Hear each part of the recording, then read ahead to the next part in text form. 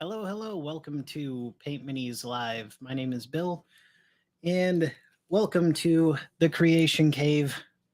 I've been working down to the wire on the Horde of the Damned.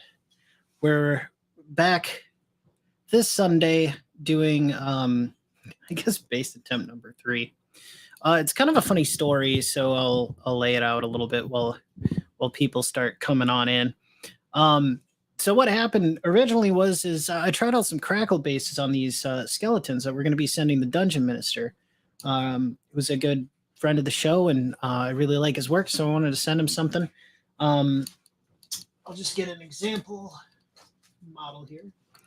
So these are the guys we've been working on for quite some time here, and we have 30 models, I believe, in total, if I counted that right. Howdy, Dungeon Minister, the man of the hour. This was the result of our previous basing test with that crackle medium, and I guess I've got to go through and relearn how to use that a bit better.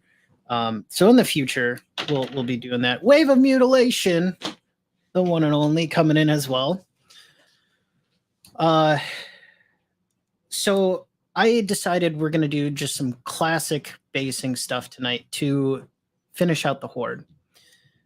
I have been working quite a bit on this project. I want to get to Cal's Abyssal Dwarves. Howdy, Wave of Mutilation.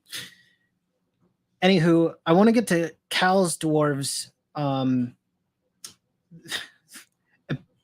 Get back to his project soon. So I wanted to kind of wrap this up and get it all together, tie a nice bow on it. And a lot of the work went into stuff you won't see until Dungeon Minister gets it.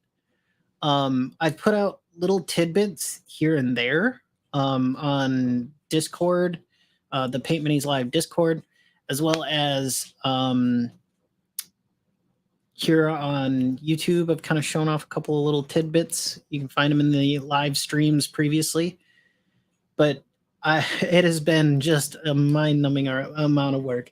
This whole project, I crunched the numbers just a little bit ago, and it's like 38 hours and 46 minutes total work on the Horde of the Damned.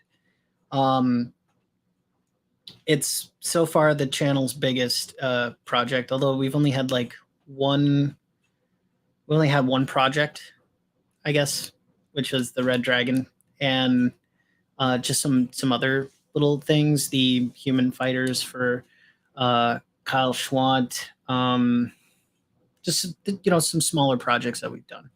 But this is definitely the channel's biggest by so far. I really want to show you what I've been working on, but I really can't spoil the surprise. I've been getting things sealed. I've been making. At least I can tell you about the packaging. The packaging for the Horde, it is making it to Canada. It will make it to Canada.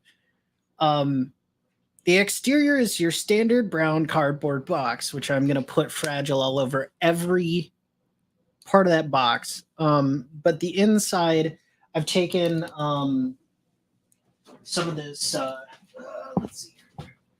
I'm not going to be able to show that off. It's kind of stuck under some stuff. It's expanded polyethylene foam. I've got a piece here. Hold on.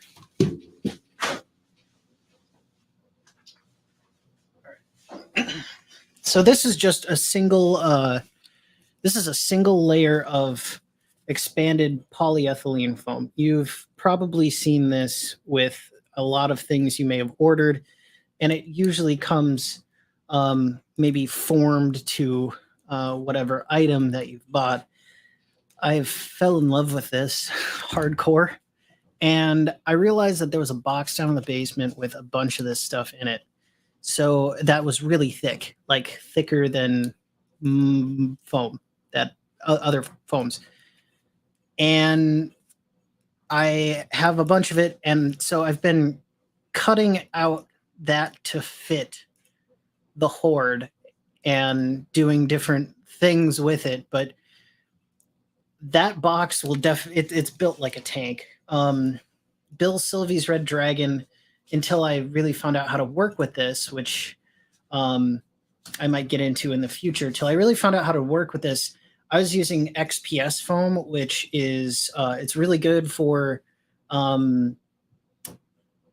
against like hard concussive smashes, but it doesn't really how to collect in chaos. It really doesn't do the squish factor. You know, it doesn't have flex very much. It doesn't have the squish factor in it, which is really important for shipping because it's basically this, you know, couple 100-mile basketball dribble that's going to be happening all the way to Canada. And if it doesn't have that, it's got a chance that it's gonna, whatever inside is gonna, through kinetic force, just feel the impacts of this, which I don't want. So I used a ton of this. Dungeon Minister, I'm sending you offcuts. All of the stuff that I have cut, I'm sending you offcuts because a lot of them are like little small squares. They kind of look like to me, it looks like you could maybe use them for like if you wanted to build a little castle wall and like glue them together. They look like kind of cool, big brick looking things. So I'm sending you all those in a box. They'll be at the bottom. So that way you can do your crafting stuff with them. I know you like crafting, so I thought I would just put them in there rather than toss them in the bin and throw them away because reduce, reuse, recycle, and all that jazz. But enough about some foam. Let me show you a couple other things, and we'll get to crafting tonight. We'll get to doing what we're actually here for. So I went to the local family-owned game shop because I needed this stuff El Pronto Nino, and I picked up this. I think this is Gale Force 9 glue. I really didn't want to go and just get some Elmer's glue. This stuff's made for basing, but like I didn't want to stop at the hardware store, so I threw them a bone and bought the $5 bottle of glue they were selling. I'm sure it'll be fine. It's made for this stuff. Also, I got this kind of white tundra powder. It reminded me of ash, to be honest, which I think is going to be a lovely look for these guys. I want them to be very I want their bases to be very dark and spooky looking. Someone should use me a packing foam. I'm impact absorbent. There you go, Wave of Mutilation.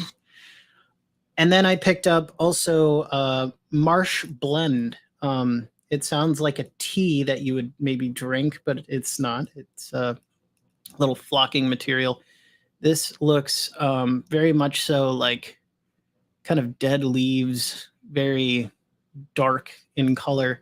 So we're going to be doing just I'm going to put some glue on the bases, run them through a little bit of this, shake them off, and we should have an interesting basing design. The other thing I didn't want to do too is originally I was thinking, oh, I'll put them on some sand, it'll look nice. And then I realized, well, if that sand comes off in shipping, I'm basically just sandblasting minis all the way to Canada. So if I open the box and you're in there clutching the Horde, I'll just jump out at you. Ah! It'll be funny. It'll be great. And then I'll maybe crash on your couch for a night before I have to go back to the States. So though that is our basing strategy for tonight. I'm going to get these containers open. I'm thinking I'm going to put down some like paper towel or something so that I don't have to deal with as much cleanup. How are you supposed to get these open? It's like a wrapped plastic band around these bad boys. Let's get you guys in here. Here we go. I'm going to bop some tunes too. By the way, thanks for everybody for showing up, collecting Chaos, Wave of Mutilation, the Dungeon Minister, everybody who's not in the chat. I do appreciate you for being here. It is nice to have some company on these long projects, and I can't say thank you enough for it. Let's check it out here. I'm going to go grab our YouTube background library. All right. Let me know if the volume's too high. I would appreciate it if you let me know how that comes through on your end. I'm still learning how to use all this techno wizardry. I'm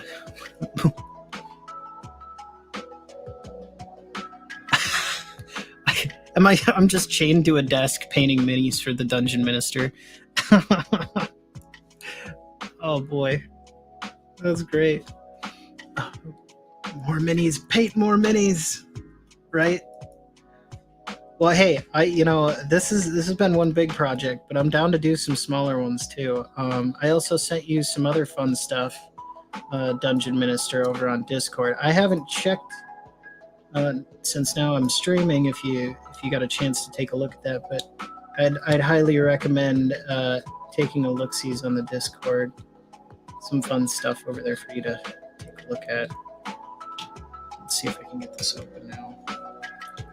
Wow, they really seal this. Like,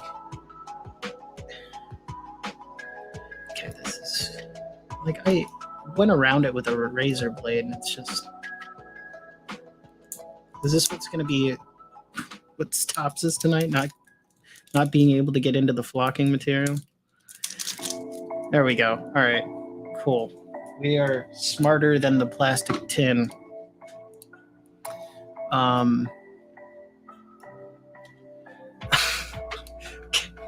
Can we write Wave of Mutilation? Okay, that's good. That's good. Okay. All right. We're gonna turn it down just a hair. How's that? Thanks for letting me know. Dungeon Minister, is that good? Hey, what's up, Mini Warmut's in the house. So excited for January, Mini Warmut. Thanks for coming in. I can't wait. We got another challenge on the way.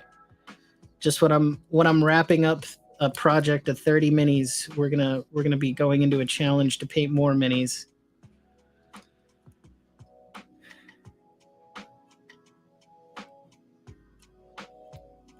After slicing his hand, yeah, I suppose this is maybe not the best way to open this. I'm making do at this point, I suppose. Yeah, thanks for the feedback, Dungeon Minister. Again, still working on the technical stuff. Collecting Chaos, how you been? I hope you've been well, friend. And I'm curious, Mini Warmut, what you been up to these days? I see you're still constantly pumping out those zombie side minis, and I love seeing them. I did see one of your latest zombies. Very cool stuff, by the way. So how are we going to tackle this? I want it to kind of be a little bit of both on the models here. So we're gonna come down a little bit further. Even here we go. There we are. We'll give you a bird's eye view. I hope that's a all right angle to have everybody at. Yeah. I think we're definitely going to be at maybe a little lower model count, but we have a ton of really cool sculpts from one of our viewers. Cal sent us these guys.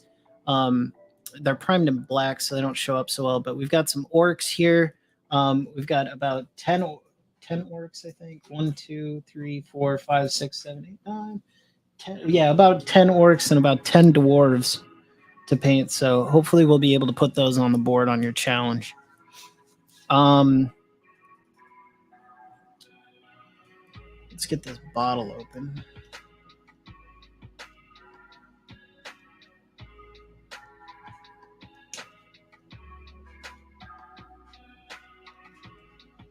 All right, we're not going to do it like that. We're just going to... There we go. Bottle opened. Fair enough. Now, I've never used this stuff before. Let's take off the pepperoni and cheese here.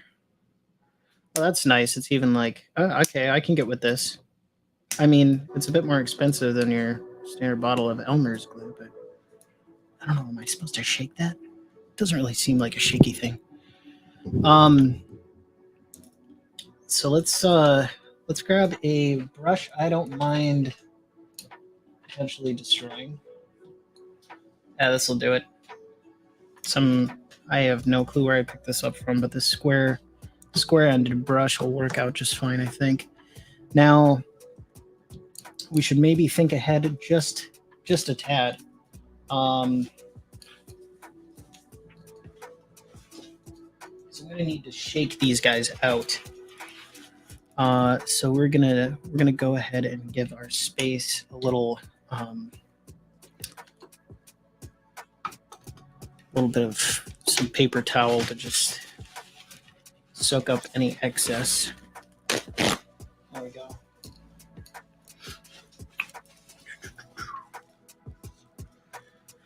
What's everybody been up to in the hobby world? Just curious. Well, why does this keep playing over and over again?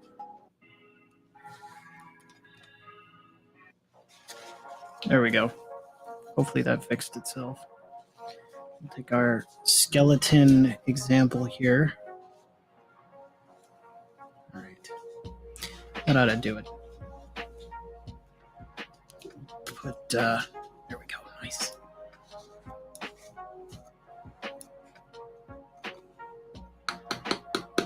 This is a very interesting material. It's just a hair gritty. I don't know how to describe that. My guess is it must be ground down something. Maybe sponge. All right. So here's a guy. Let's get some glue. Let's grab the palette too. It feels like a palette project.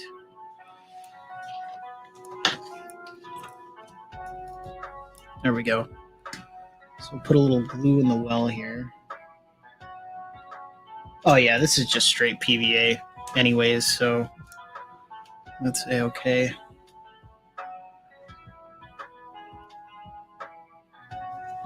Alright. Just gotta paint this down a little bit.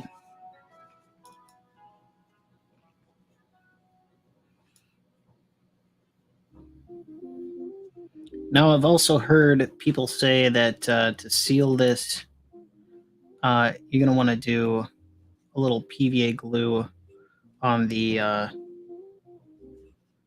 top of that, like watered down in a spray bottle. I don't have a spray bottle. I've got an airbrush. Not really sure if I should run it through an airbrush, though. So now we're going to get a little... I'm going to try and just dip him in there a little bit. Let's see, maybe we can use another brush to kind of spread this around a little bit.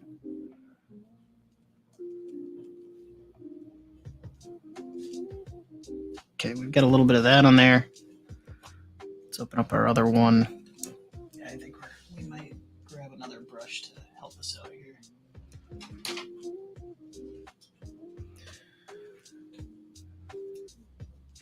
Yeah, I know it's going to kind of go everywhere, isn't it, Dungeon Minister?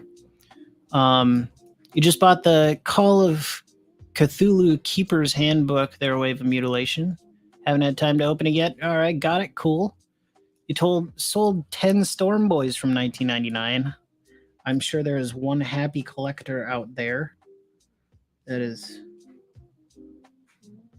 thankful for you having them.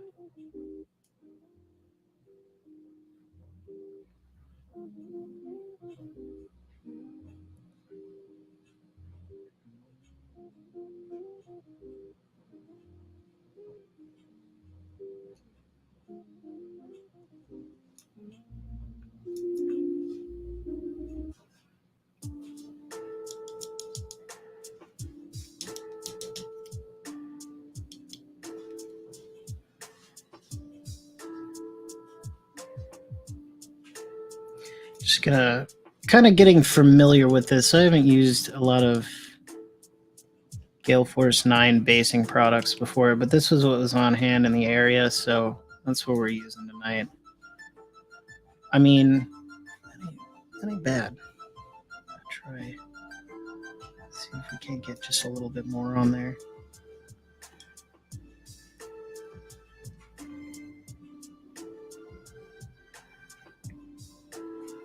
Not bad. I'm sure this will improve as we go through and get more of these guys done. Yeah, that's kind of what I should have done. I mean, again, I'm really working down to the wire here on these guys. It's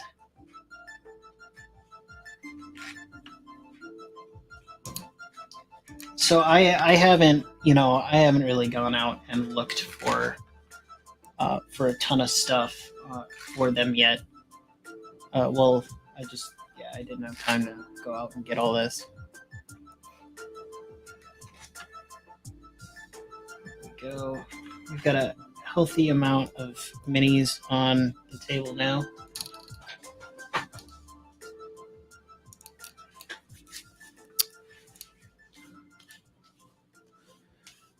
If they had been unassembled and unpainted, could have gotten twice as much. Well, hey, it's a memory.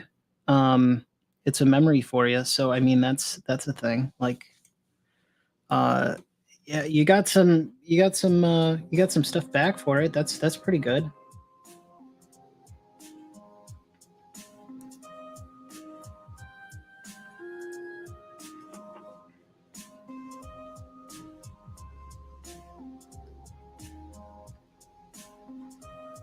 I'm gonna be pretty liberal with this stuff, to be honest, but I'm finding too that you gotta make sure you cover the entire base. Whatever you leave open is gonna be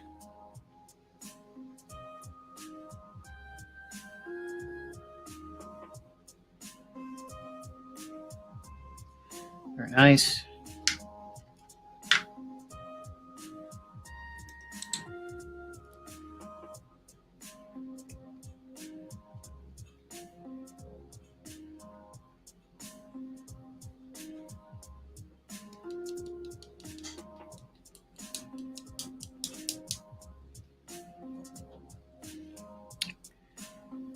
Go.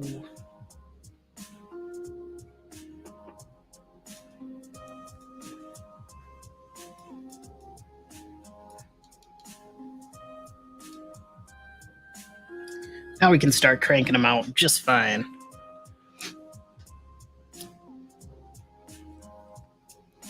Not healthy for the PCs. Oh, for the player characters? Is that what you're talking about, Dungeon Minister? Found a copy of Chris Claremont's Run on Wolverine at my local library. Is that a novel? I'm not quite familiar with that. Their Wave of Mutilation.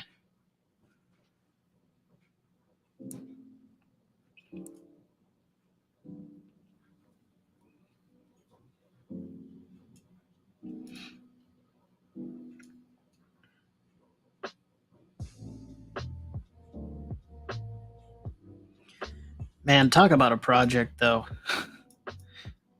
This has been... I've had some fond memories with these skeletons. Sometimes it's a little sad to see the projects leave the studio, going back to their rightful places. I mean, just with all the work that gets put into them. But it's always well worth it. The work that gets put into it, and all of that really pays off when you see somebody receive it and they just go hog wild.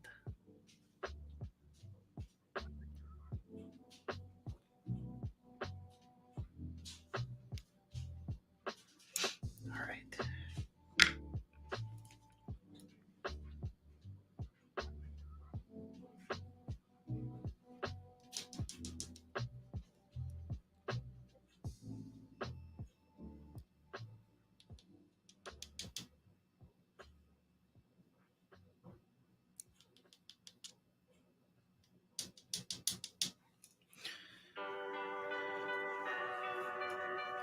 Glory days, chaos. Huh. Oh, seems like a Marvel thing, huh? Okay, cool. Like the dude with the claws. I'm still a fledgling nerd. You'll have to forgive me.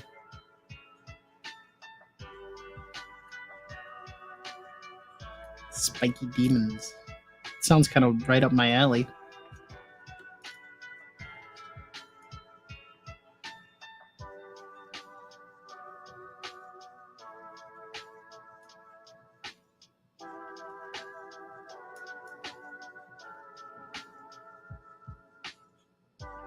So I'm not projecting that this is going to take too terribly long, just because the procedure's going pretty quick on all these guys. We can bust these guys out, no problem. We can celebrate a little bit, and I can pack them up.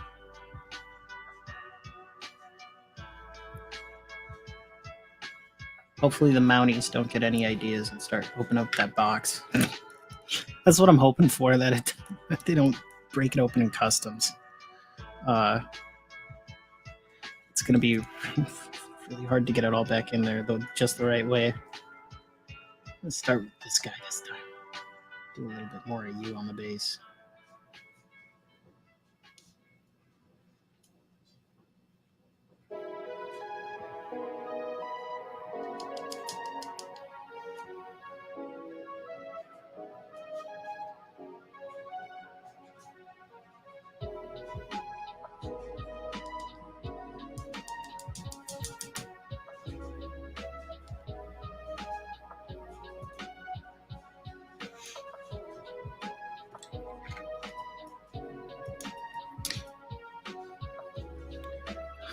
Grognar talk. Now, is that a serious definition? Like, what is a Grognar? Where is this from? I don't know what this is, but I've seen you and other people use it before. And is it the same thing as like saying neckbeard talk or something? Is that some nerd lingo that I just haven't picked up on? I'm not sure. But if you care to enlighten me, I would like to be educated on is it like is it a creature or something that is just old and wise or something? I don't know. I'm a little in the dark on that one.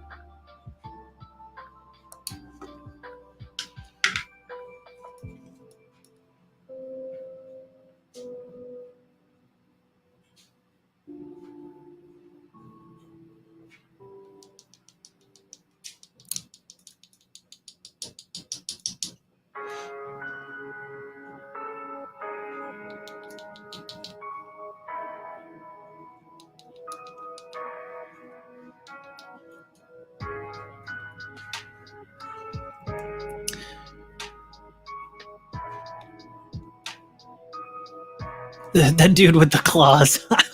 Yeah, warm. Yeah, I just, I should know who Wolverine is. I've been around the block enough. I should know that when people are. For some reason, I keep thinking. I know it's not that, but I think it's Red Sun, Rising or something like that. The one where Russia takes over the U.S. and it's like a bunch of high school kids fighting back or something. I don't remember exactly what that movie was called, but I think the unit that they call themselves or whatever is the Wolverines. And for some reason, I thought about that. I couldn't tell you why my mind went there with that, but it did. So that's what happened. Red Dawn. I don't even know the name of the movie correctly. Oh man, I gotta be careful. You can't breathe heavy around this stuff. It just like kind of exploded everywhere. Breathe easy, Billy. I gotta be careful with this. It's gonna get everywhere. My gosh.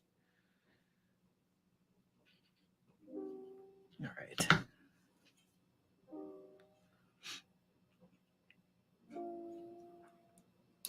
So a Grognar, a complainer, Napoleon's old guard troops. Okay, so the old vets. Okay, and then Wave says it stands for I think it stands for grumpy old nard or something. Chances are I'm using it wrong. Okay, I gotcha. So it's kind of I was on the right path with somebody old wise kind of thing. Gotcha. Yeah, I think I've just a lot of my nerddom lies has been with other things, and I haven't quite spread the nerd wings into like the Marvel universe too much, or some of the other the D&D lore from back in the day or whatnot. But see, the thing is that in life, the best most savory things are those of challenge. So when you guys come in and start talking about all this, it gets me interested, and it gets me typing away on that keyboard about what you're talking about. And through some type of metamorphosis, eventually I hope to become the nerd I was meant to be. It sounds super cheesy. All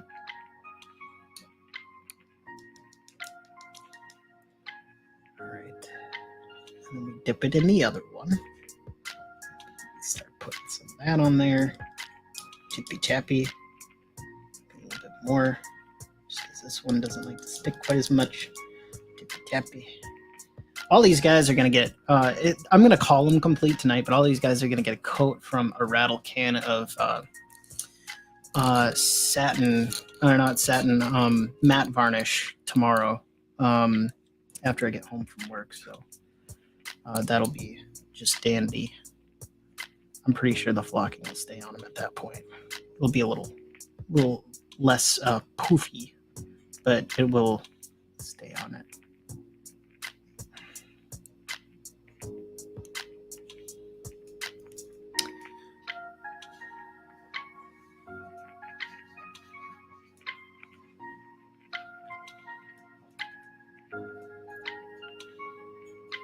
Yeah, you're definitely you're definitely right there, Dungeon Minister. That I'll be potentially picking it out of my mustache. Potentially, my socks are gonna get covered in them.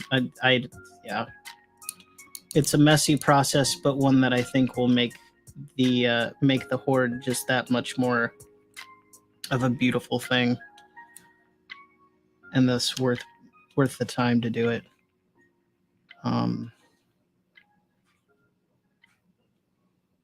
There we go.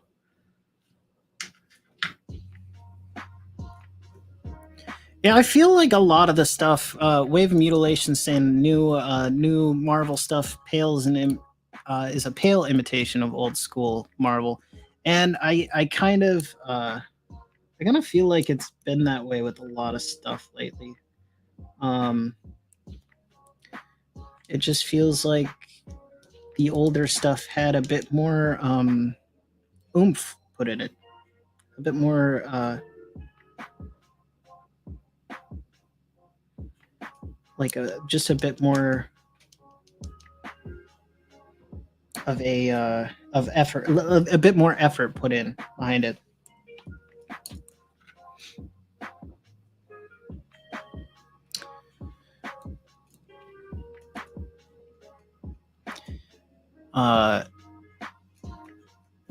Dungeon Minister says, "Man, I just watched a reaction video of some 30-something watching Princess Bride for the first time. How does that one go that long without seeing it?" My parents were like huge on that movie. As you wish. And he's not whole dead. He's half dead. There's a difference. There is a big difference between whole dead and half dead.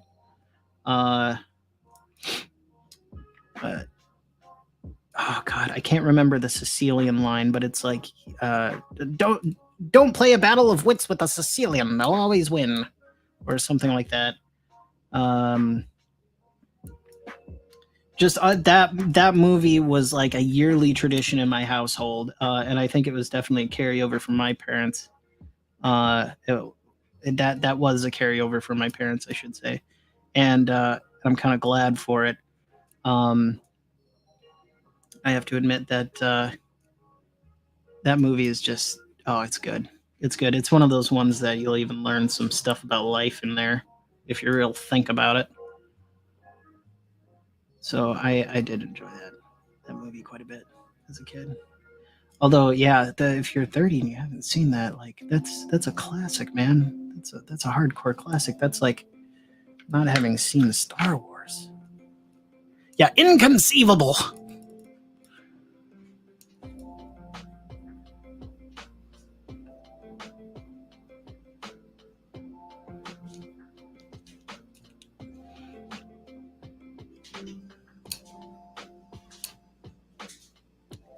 But man, I love that movie.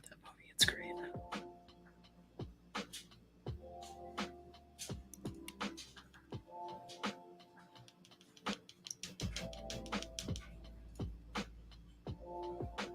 Very good. These are turning out well, better than I had thought. Um, fell for one of the classic blunders.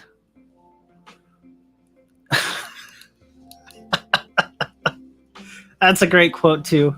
Yeah. Collecting Chaos says, I remember going back to the shop. I remember going into shops back when I was younger and marveling over the knowledge some of the older people had. Yeah, yeah, that's kind of how I feel in chat quite a bit of the time. And let me say it, it's nice though. It's nice. It's always inviting. It's never like, oh, you don't know about this. Like it's always nice and inviting. At least I can ask a question here and not get ridiculed. I used to like when I was playing Warhammer back in the day on the tabletop. Um, to coin the term that I've just learned, there were quite a few grognards there that uh, they knew all the rules and all the things, and it was like, yeah, I'll play by the rules or whatever. They're the rules are the rules. We play the game to be inside the rules, and like that's the challenge of it. Yeah, I get it. But man, they were pretty large sticklers on some stuff, and they'd get all huffy puffy at you. Um, so I kind of just went around and found the group that kind of was similar to me in uh, their play style and how they interacted with each other. Uh, and so that was kind of what I did, and I have to say um, it was good. But man, the knowledge some of those people had was pretty extensive, but they were very grouchy about it. A bit grouchy.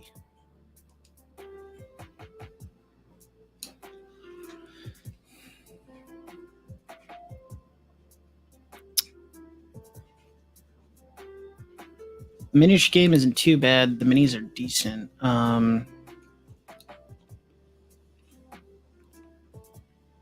Cool. You made character sheets for the Princess Bride characters. Okay, now that's pretty epic. All right, we're gonna put aside our finished skeletons. I think before we totally set them off to be called done, I'll go through with just some black paint and trim the edges with just black. That'll make them look really nice. I think that'll round us off.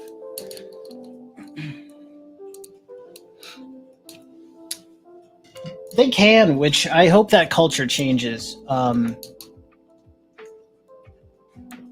me, wargaming is a very quick, easy access way to a lot of other nerddom stuff. Not only that, but I think the painting of the models and that it's a super zen practice, and one that I think could really help some folks out to slow down and just enjoy the pride of making something and feeling those little bits of progress that might get left out in everyday life. That, at least to me, that's kind of how I feel about it.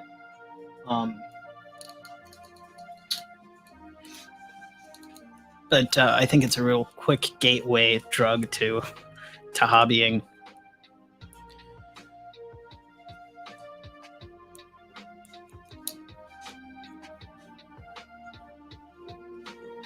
You haven't seen the holiday special, he says the dungeon minister. About only watching the first 3 Star Wars movies. You know, keep it classic, buddy. Keep it classic. With the Star Wars stuff, the old stuff really is good. I have to admit the Clone Wars is really good too. I thought that was actually pretty decent. I was not. I think it stayed very true to what it was, and I enjoyed it thoroughly.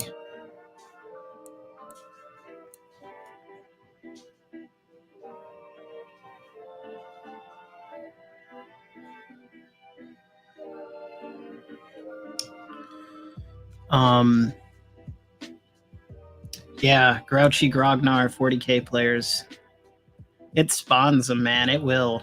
I don't know why that game in particular. Sometimes it does spawn a Grognar or two. But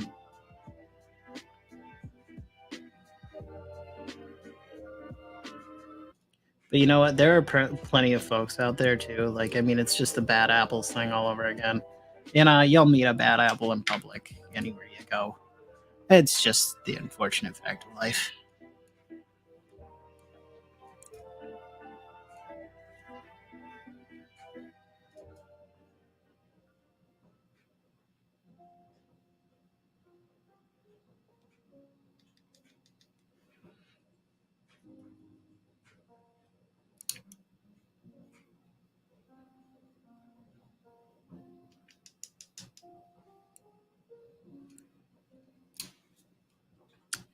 Okay, I'm realizing that my headphone cord is starting to knock over all the guys we just did, so give me a second here while I rearrange our friends who are ready to take to the field here.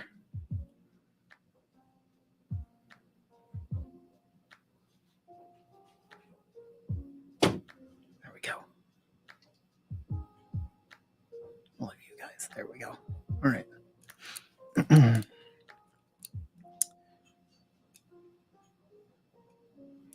Oh, hey, what's going on, Spartan Nerd? Coming in.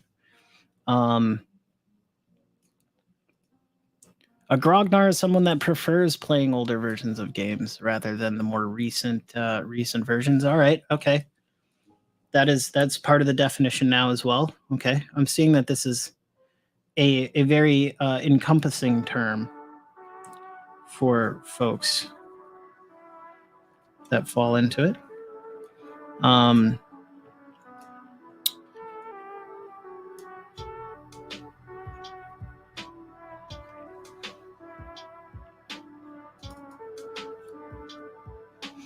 Let's see if I can maybe give you just a little turn here.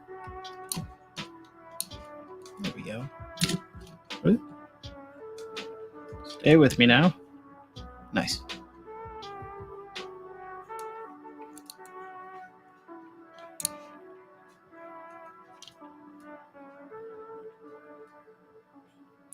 Oh, the old Star Wars Xbox games are really good.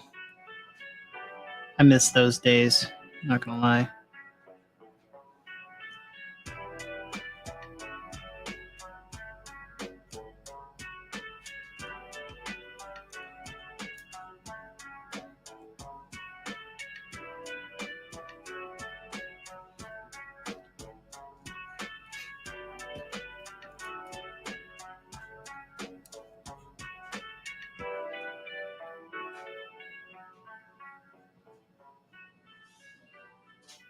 I feel like some night for the stream I'll have to pop on Light Main's Dungeons and Dragons story that he wrote up. It's really good. I think that'd be kind of fun to listen to.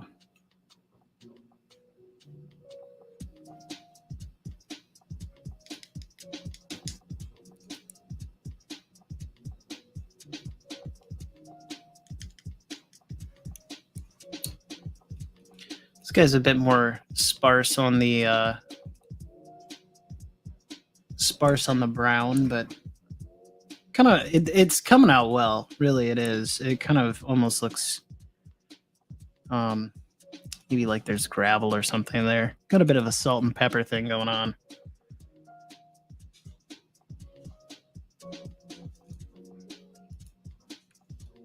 I think it's still very much so in keeping with their style. I'm gonna grab a bit more glue here. All right, we'll say while you're in lurk mode there, Dungeon Minister, have fun with your dishes. Appreciate your company.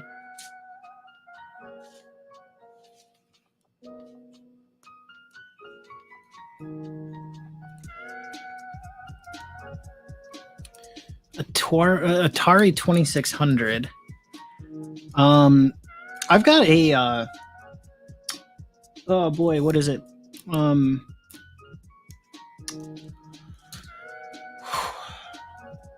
It starts with a C. It's one of those old computers. Oh gosh, what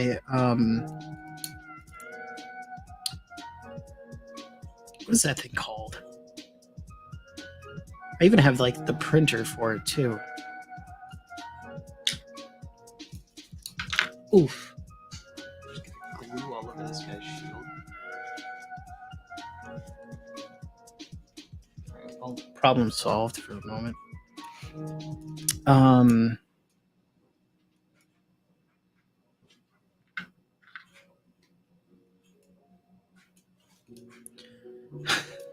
Honestly, that's kind of what I should be doing.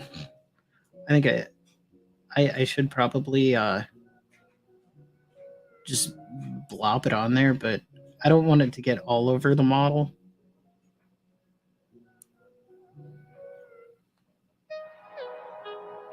I mean, if these were personal minis, I think this would be a different story.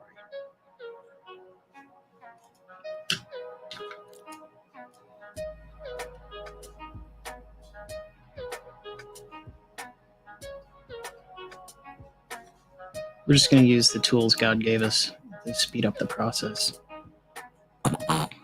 Get it on up there.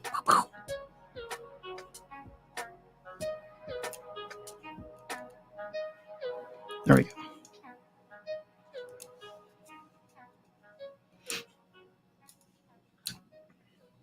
Yeah, a Commodore 64. That's what it's called. Good Lord. How did I forget? Thank you for thank you for that mini Warmutt.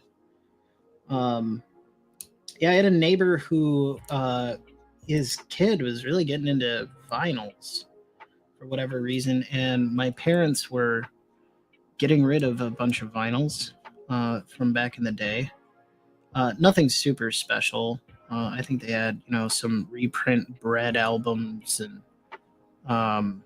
like the band Bread, some other stuff, and the kid just kind of wanted to mess around with some vinyl stuff, I think, and so I just hucked it over there, and dude was like, "You want a Commodore 64? Because I've got this thing. I've just been hanging around in the garage in its original packaging.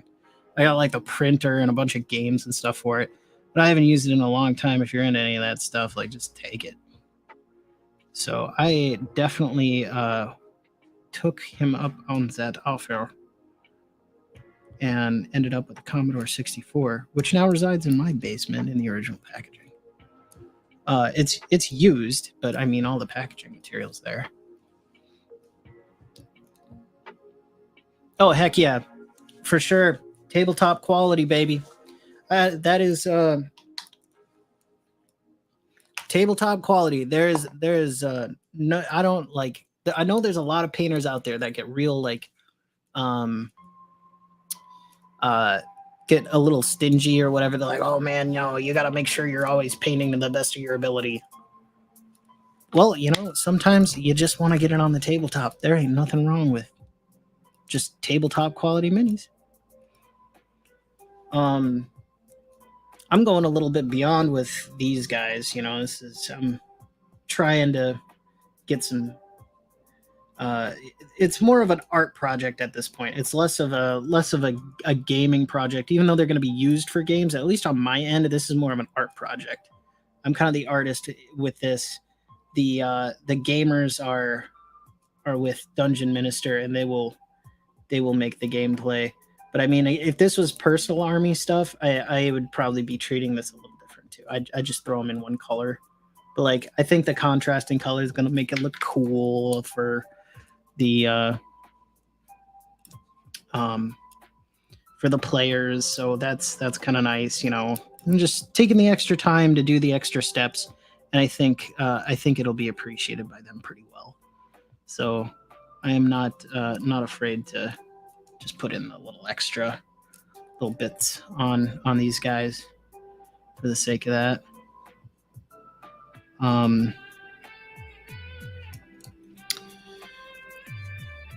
Yeah, that you took the words right out of my mouth.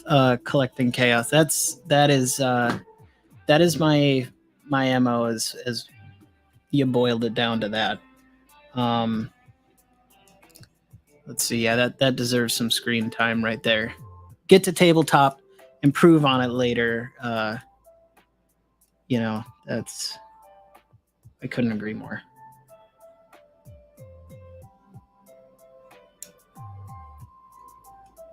And you know, if tabletop, you know, if tabletop to you is just, you know, let's get some blue on this guy, and we'll give him some gold,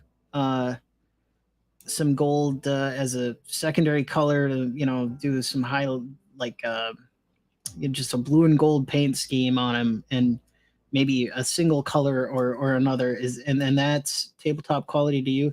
That is a-okay in my book. Just do it up. Do it up how you want to do it.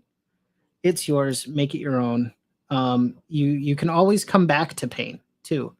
Never be afraid to come back to paint. Like, you can strip this acrylic stuff with super green, or sorry, simple green, and or other. There's other stuff on the market to get you some stripped minis. So I mean, don't be afraid to come back to your stuff. That's why none of my models, my personal models anyways, are sealed. I'm going to be sealing these guys because I've really tried to pull out as much of my artistic ability that I can on them, and I want to protect that. But again, if these were my personal models, I would not seal them, because who knows when I'm going to want to come back and do some different, try out a different technique on them, or maybe I found a technique that I really wanted to use on them in the past, and I had no clue, so I just kind of left that blank. You know, it's always good. Hey there, Cal. Good to see you. Always a good thing to see you there, Cal. Hope you're doing well.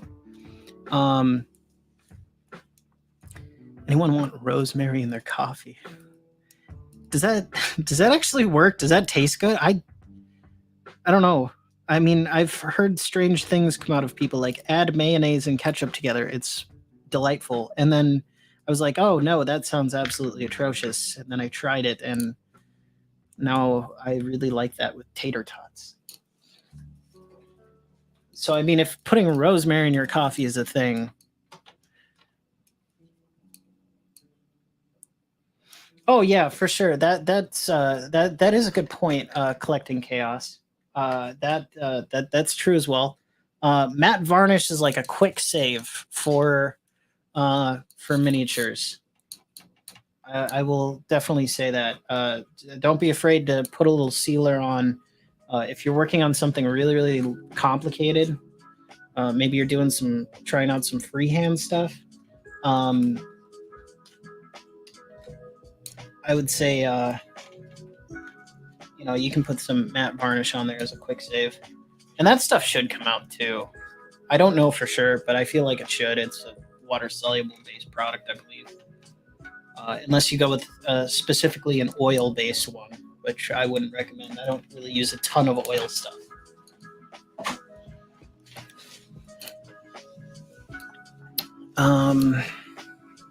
It's not horrible, but you're kind of an herbalist, so you like drinking it. Okay, all right. Well, I will put that one on the books as a thing to try if I have spare coffee to do with it.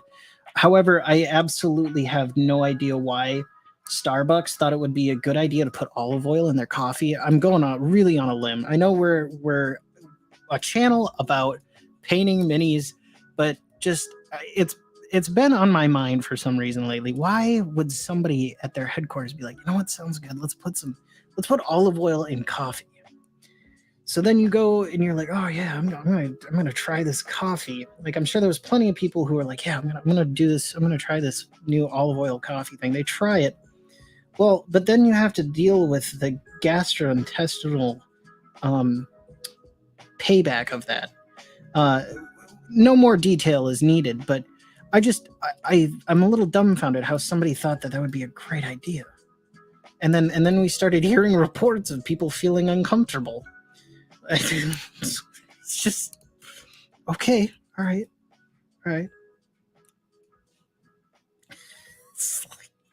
Well, yeah, the next thing they're gonna come out with is putting castor oil in there. I swear. That's good. Yeah, let's keep this one going.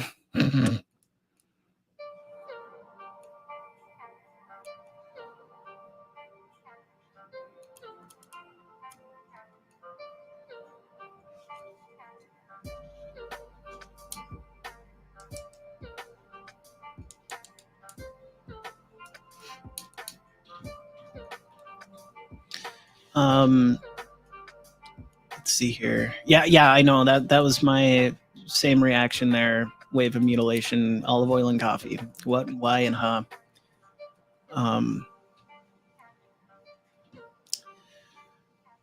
Was pulled away to get some pizza. Okay, nothing has really happened. I just started talking about who at Starbucks thought it would be a good idea to actually put some to put olive oil in coffee.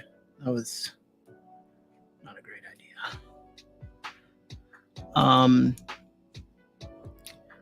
Wave of mutilation. If you do start up a coffee chain, I would love to try your coffee. I bet you'd come up with some really cool herbalist. I bet you'd come up with some really good coffee ideas, though.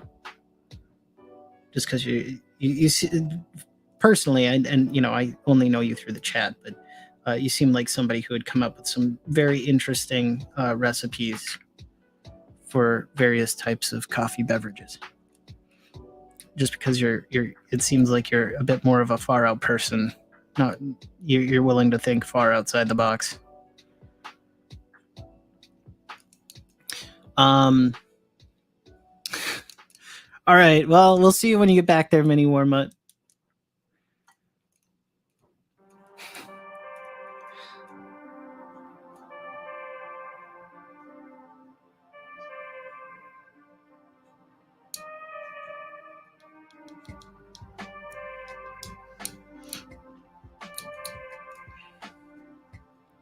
Concoctions. There you go. Yeah. Wave of caffeination. That is, yeah. There you go. And then like your sticker, it's like wave of caffeination on top, and then underneath the little rocker on the bottom's like, join the caffeination nation, or something like that. You're gonna put a coffee in the mail. No, you better have a ton of foam to get that here. Ba-dum-bum-ch. Tonight's drink of choice is from my one true love of brewing, Hoops Brewing, in Duluth, Minnesota. Some of the best beer on the planet is brewed at Hoops Brewing. I had a chance to talk with their brewmaster there at one point, and they do it well. It's fantastic stuff. Absolutely wonderful brews coming out of there. Me and Miss Paint Minis Live are that was our hangout back in college, was Hoops Brewing, and they just put out good stuff. they have everything from crazy concoctions like a chili pepper ale that people were just kind of drinking this stuff, and they were a little perplexed by it, but the sales were decent, so like they kept it around for a good long while. But Miss PML decided to make a beer cheese soup out of this chili pepper ale. Oh, it was so good. Like, this was a cooking beer. People missed the point. They just totally missed it. It's a cooking beer. It's beautiful in anything that requires a little brew. The heat to it was fairly mild, so it could mesh well with my Minnesota palate, so to speak. We don't really do hot up here very much. We prefer our things not so spicy. So, it came out perfect, man. I still dream about that every now and then. Like, I stir in my sleep for it. And they say business is hard.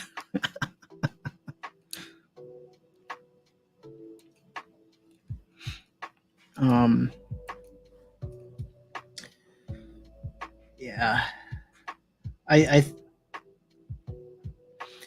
I think the hard part about business is I would say the administrative aspect of business, I think, is what the hardest part is keeping on top of all of the things like taxes and blah blah blah. So all those things are the hard part. What's taxed, what's not taxed. I think, at some point it would be really fun, I think, to do some online stuff with PML, just a little light stuff on the side,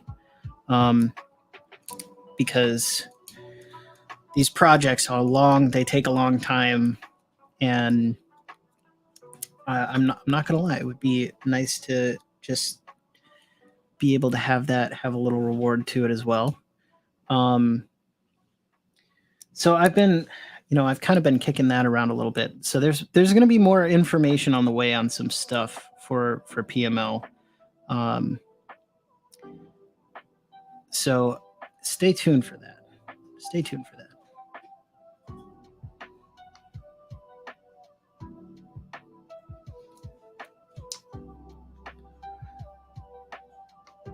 What's up in the chat? Let's see. I've been away from the chat for a little bit. Beer marinated steaks? God, that sounds delightful too.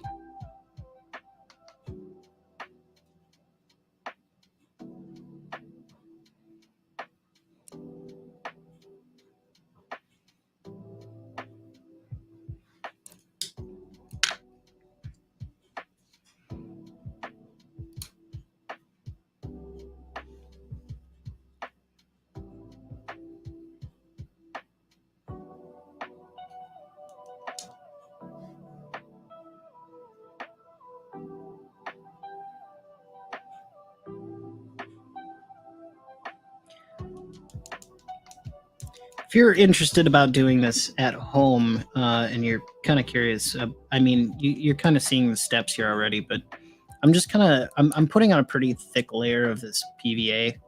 I'm almost 100% sure this is basically Elmer's glue.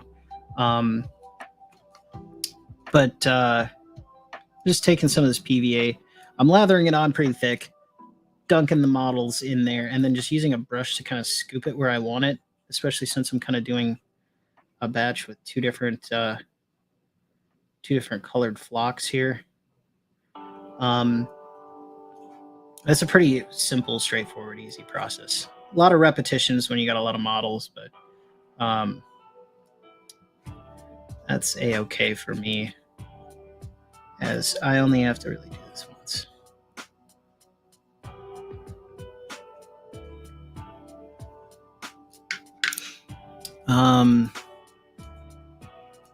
The ping pong ball is loose in my head. I have a symbol monkey as my insanity totem. Their wave of mutilation. He likes to just show up every now and then. Ping, ping, ping, ping.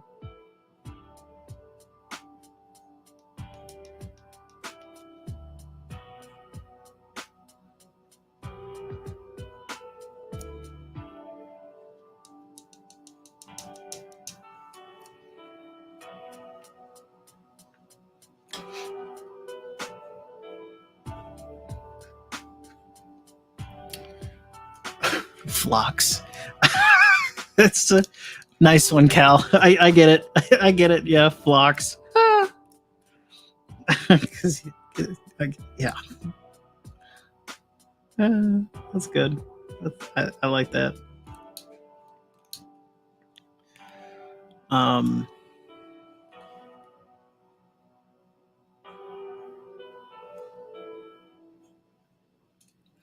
We should be getting pretty close to finished here, I believe.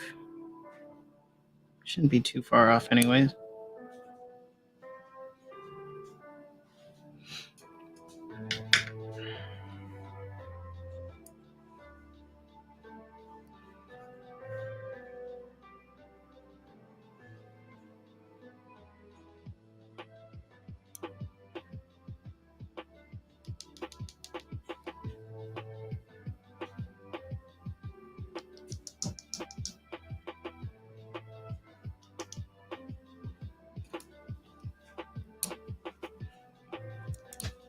How far off?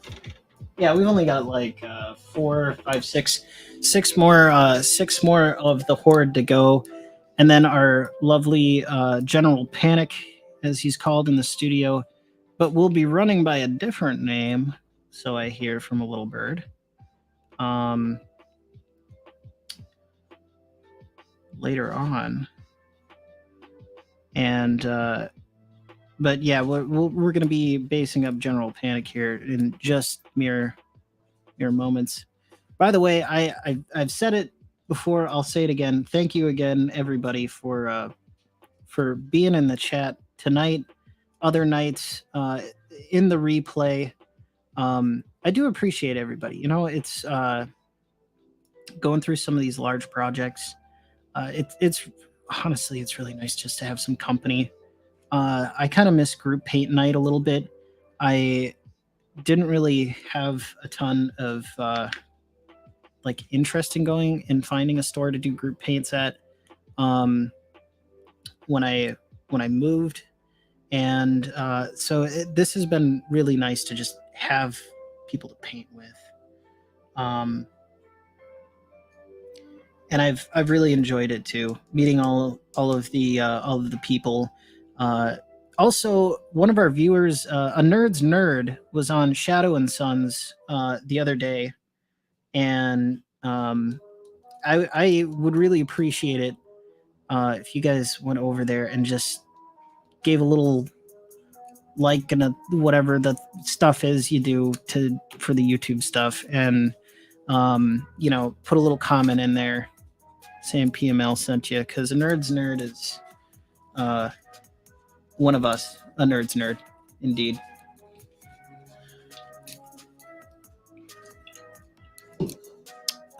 Yeah, definitely a panel sounds fun.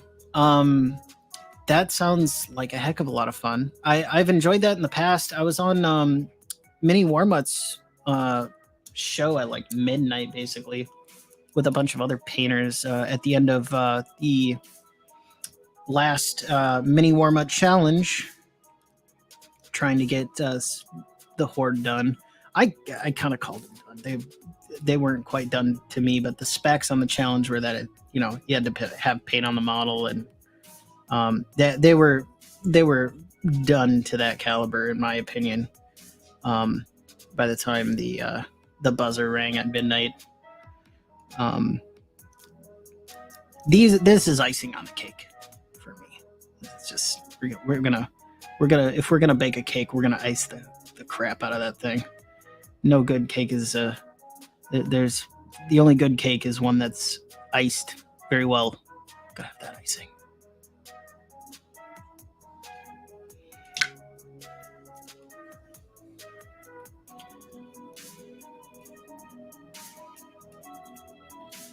Paneling the dungeon domicile.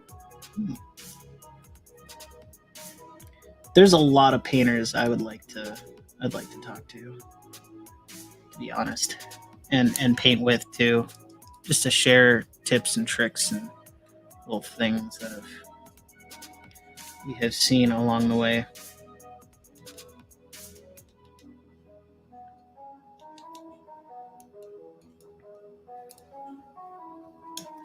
All right, let's get our last boys up here on the table. Our last little skeletons. I get. Yeah, that's a good question. I don't know if there's a frosting. Yeah, I think icing's the good stuff in my opinion.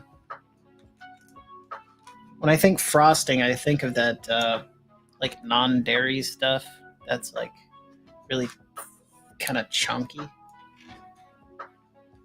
which isn't my favorite. But when I think of icing, it's that real sugary goop they put on like um, donuts and such. And now that makes me very happy.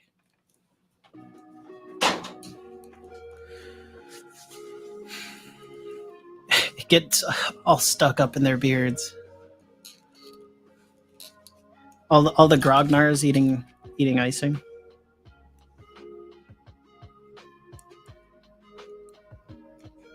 We're on the home stretch, folks. So I think we're going on. So this would be 39 and 48 minutes of total work on the Horde now, or this Horde project, I should say. It's encompassed more than just the models. And I have a hard time not spoiling a surprise.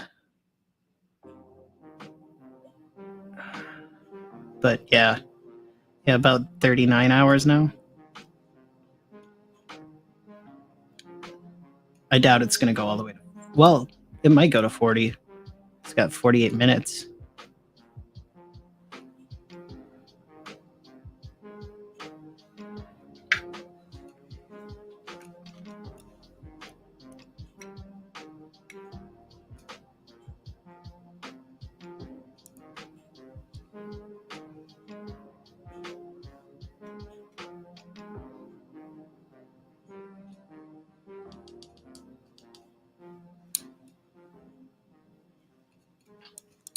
All right.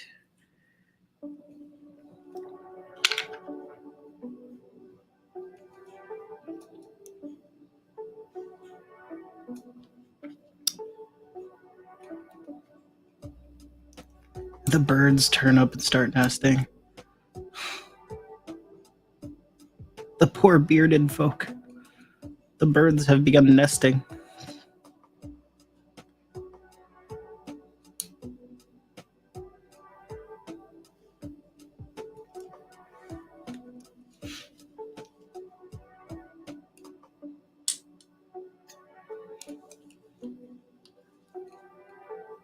We are so close to the finish line. I can see it now.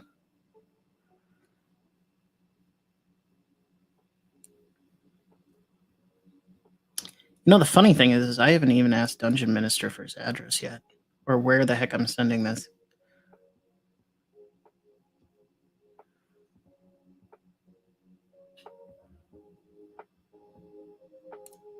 I should probably do that.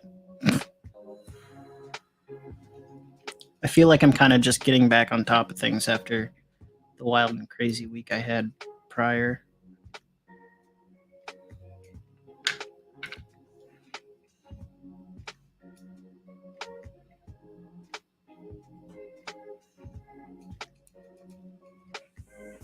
Wow, it really has gotten everywhere. I'm happy I put down the paper towel. Good lord.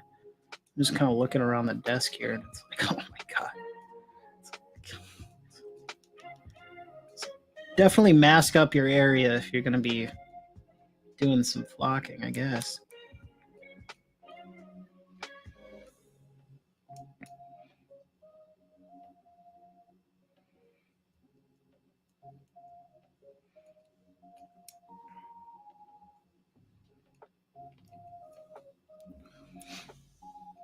Doesn't everyone in Canada know each other? Like, there's 50 people up there.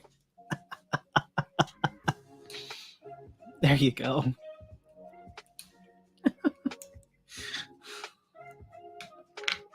That's funny. Yeah, Dungeon Minister. You know the other 50 people in Canada? Like what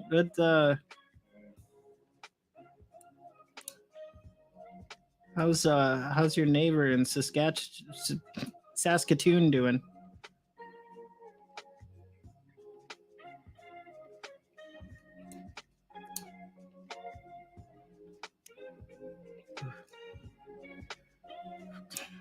There we go.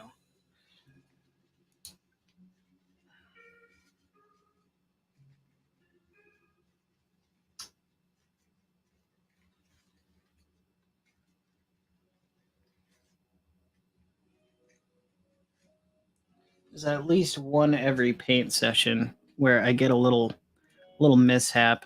Just put a bunch of glue on this guy's shield.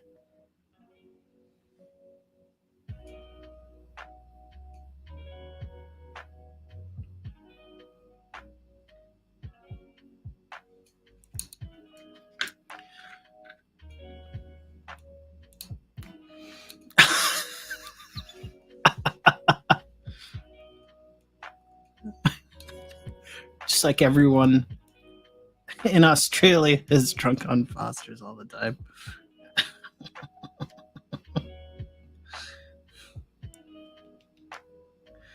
This is true. This is very true.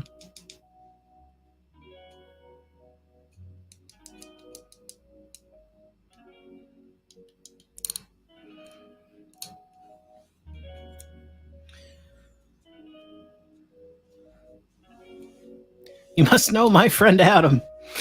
Nice. It's a big country. Oh yeah, I know, Corey.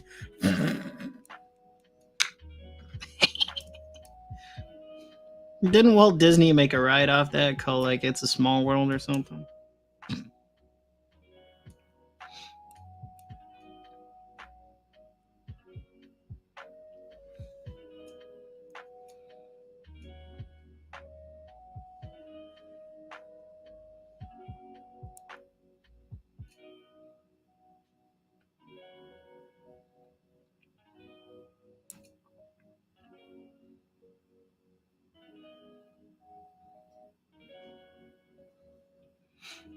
We're down to our last 2 units after this guy.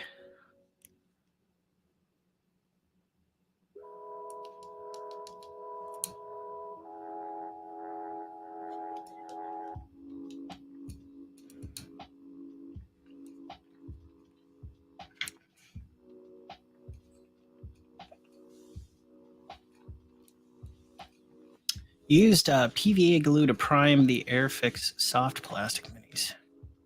Hey, I mean, whatever works, honestly. You know, if it's PVA, go for it. You know, that's heck yeah. I mean, sometimes it's all you need. Like, the less is more tactic right there. I tend to just use a lot of super glue, even though there's a lot of folks who are like really into using Tamiya and making sprue goo out of it, which is just plastic sprue that's been dissolved in whatever that glue that they make is. It'll actually it welds. It's basically a plastic weld, I believe. But I know there's a lot of people doing that, but I just tend to use super glue. It's just a bit easier. I don't mind taking the time to hold it together. Plus, if I need to break it off for some reason, I know it'll snap fine. If I want to like really go in there and redo, do up some fine detail work for the if I want to repaint it, that's kind of my MO.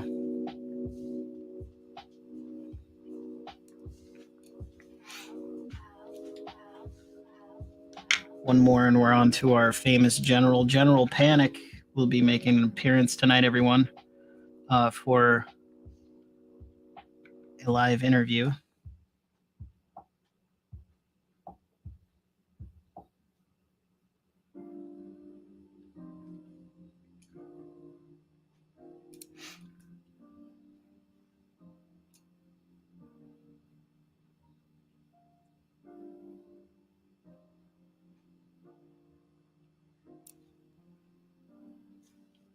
And I'm really excited for the new year.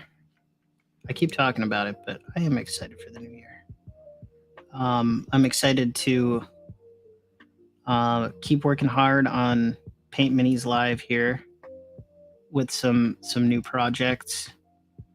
I'm excited to get Cal's dwarves worked on during December. Hopefully we'll have that out the door sooner than 2 months, but we shall see how everything pans out.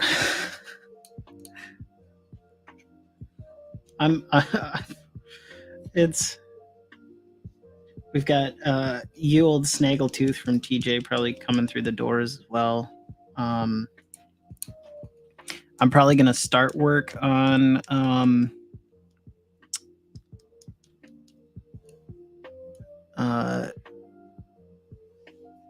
our mascot, rebuilding our mascot as well. Looking forward to that quite a bit. I'm gonna go get our famous general here real quick.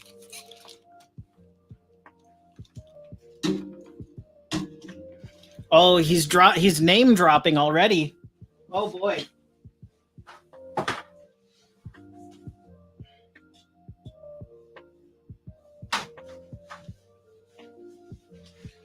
Here we go, guys and gals and friends.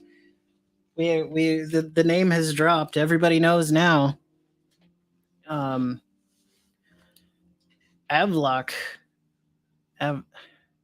Avlok, the fearless general of the Horde of the Damned.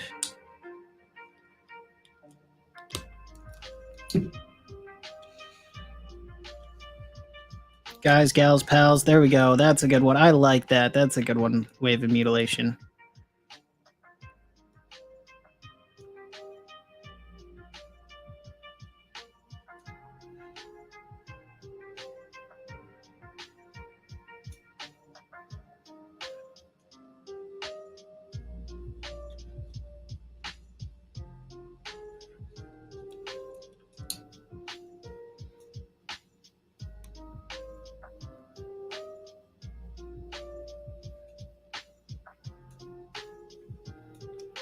All right.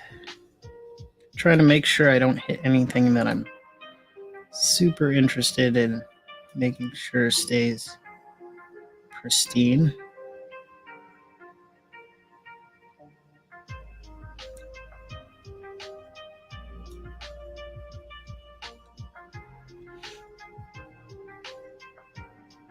I should ask Cal how he wants his dwarves based. That's probably a good question to ask him at some point here.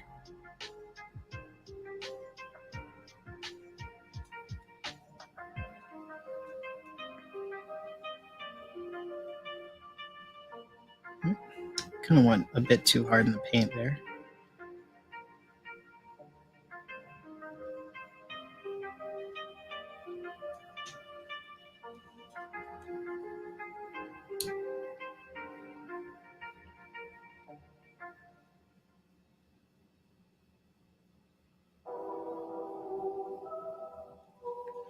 Very nice. A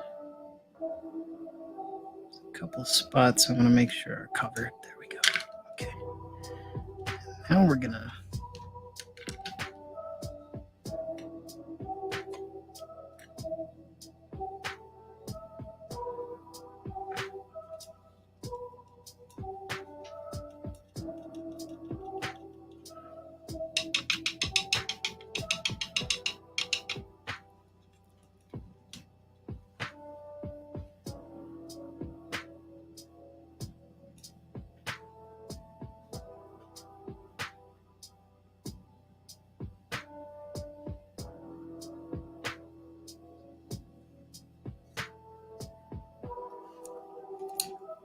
we're just gonna like Mario Batal or like Emerald Lagasse. Just bam.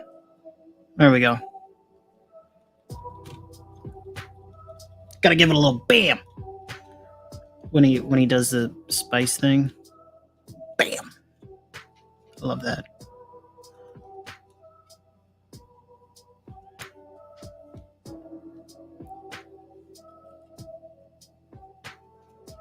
Okay, there we go. Bring it around, and we can finally finish up. I kind of want it to be... He's got a bit of a path going or something through it, through the middle of it.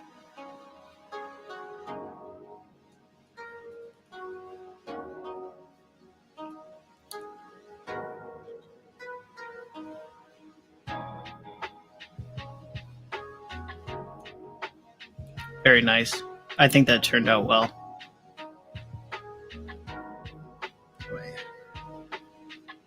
Let's see.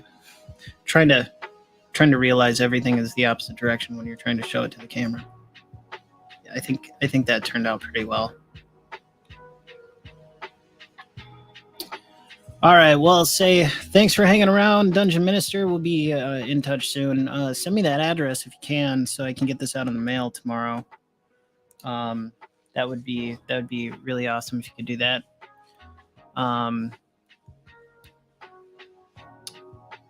Try tacky glue. Okay, got it.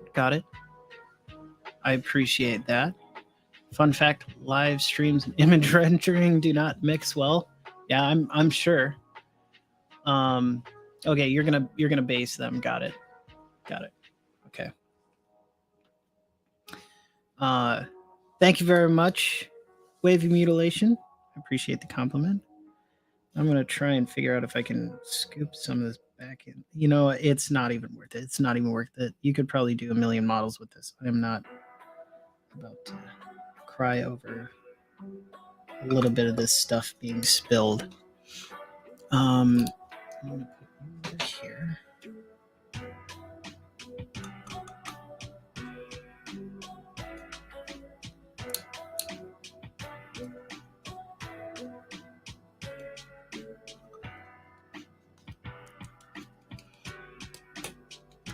Cool. Now I've got to like carefully get this stuff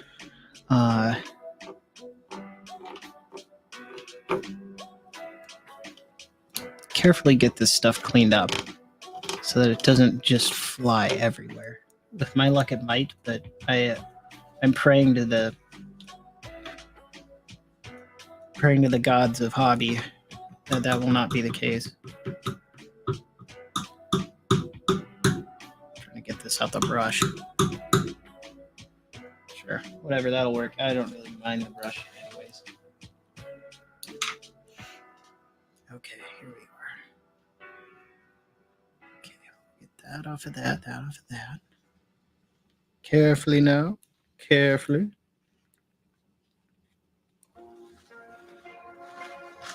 There we go. Close up all the ends. All right. Crisis averted. All right, there we have it. Some wonderful based skeletons. Let's see if we can get some beauty shots here.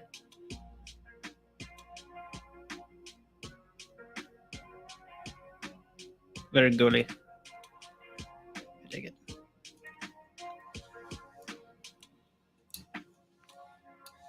He'll be up to read you a story soon.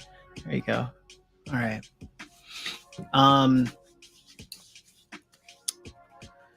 What else do we got to do here? I think I was saying put a little black on them. What are we looking at for the stream? About an hour and a half now.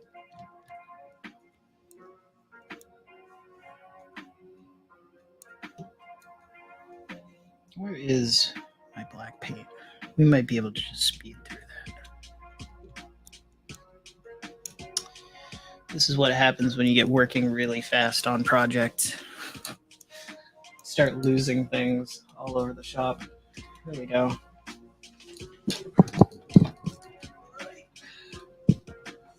There we go.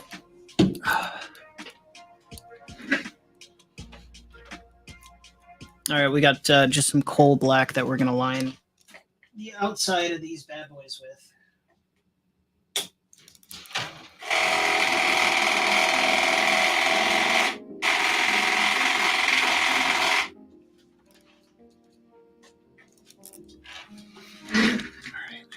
And what brush are we going to use?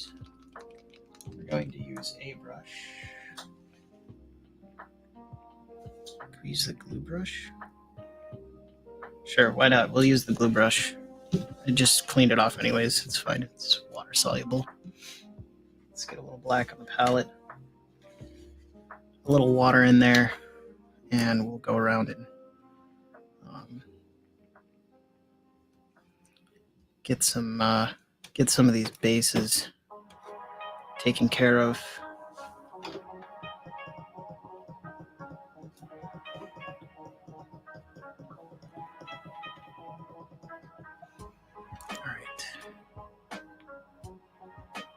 Just going to thin down the paint a little bit.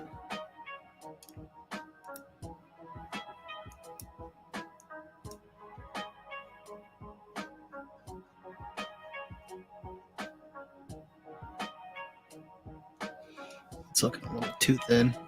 A couple more drops.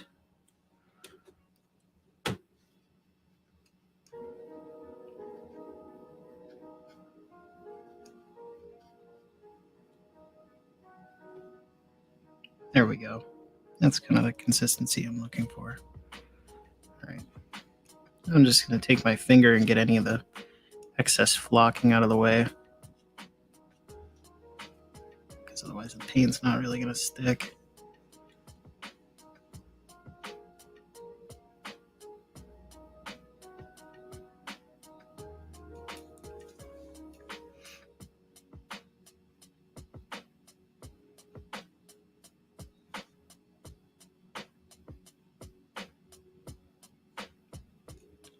I think this is just going to add that little finishing bit on there. Although I don't have them really mounted on anything, so I'm going to have to do some of the other sides later on.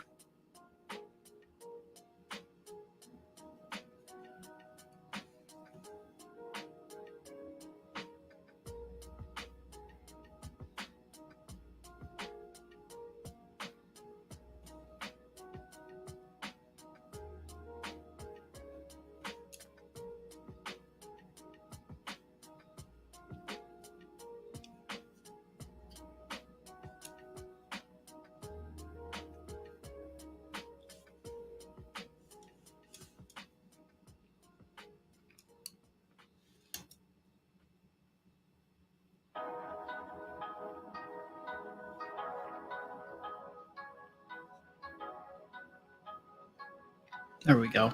Kind of a nice black skirt on the bottom.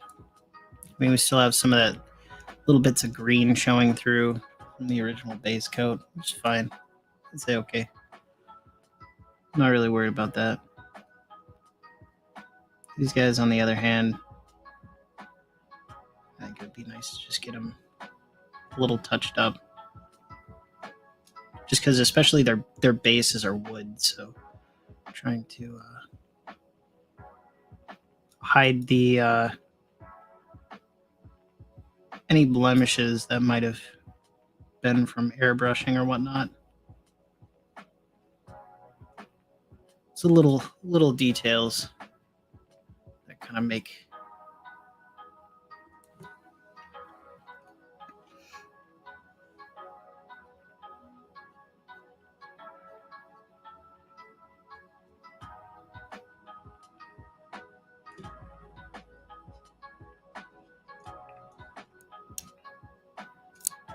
Oh, and I'm doing this all out of shot too. By the way, thanks to everybody. There's 11 people watching Paint Minis live. I think that's a record for us here on the channel.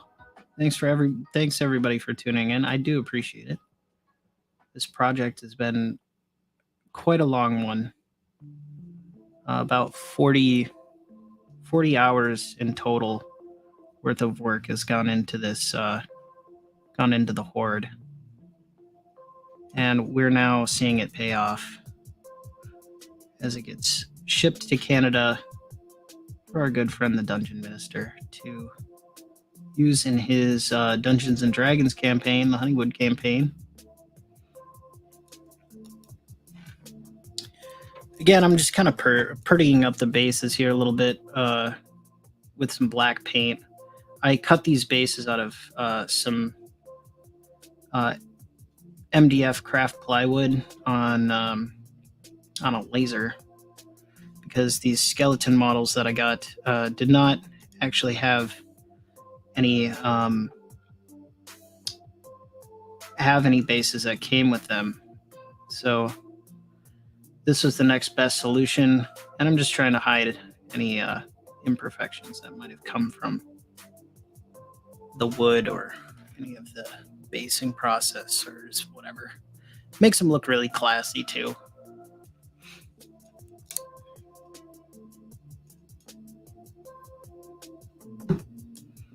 Quick little procedure that I think pays off in the end.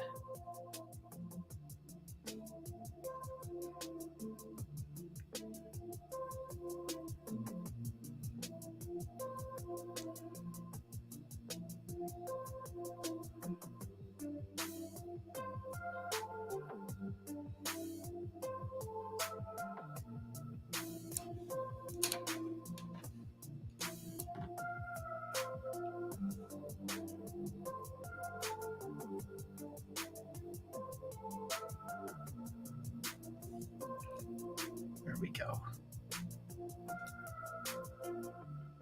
It's kind of like, putting the tuxedo on it. That's what I'd describe this as.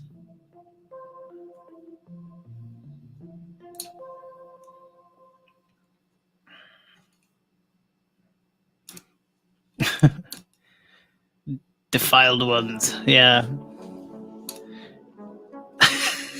You'd expect them to be debased.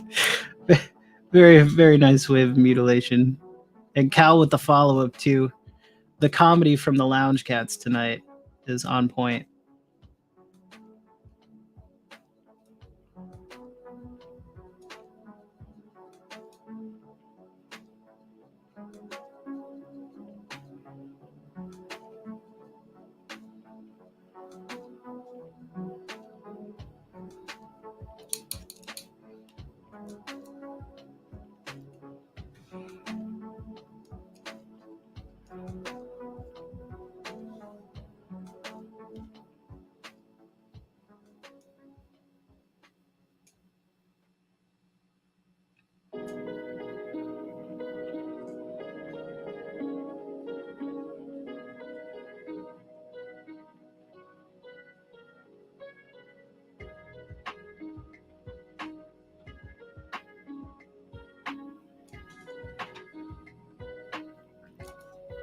I was about to go and pick up one of Cal's dwarves and do it.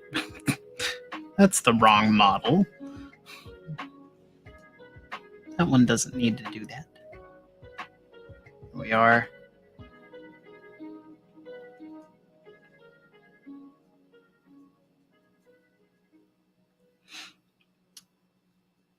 I'm probably going to do some beauty shots with these. Well, you know what? Never mind. I don't think I'm going to do beauty shots. They got to get out the door. This project's been 2 months in the making. I checked a little while ago. Yeah, it's like 2 months. I think I've been working on these bad boys. So they just got to get out the door. Oh yeah, and I absolutely love the fact that the Lounge Cats endorse the nerd comedy. It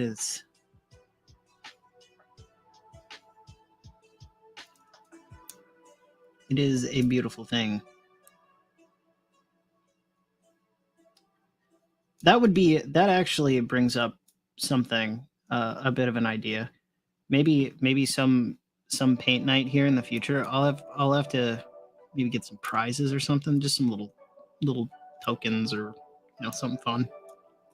And we'll have to have a live chat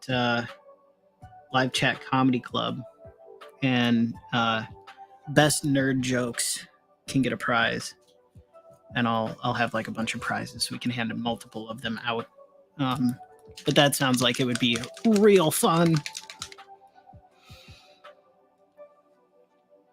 They aren't hair feet hobbits. No, they are not, Cal. Indeed, they are not.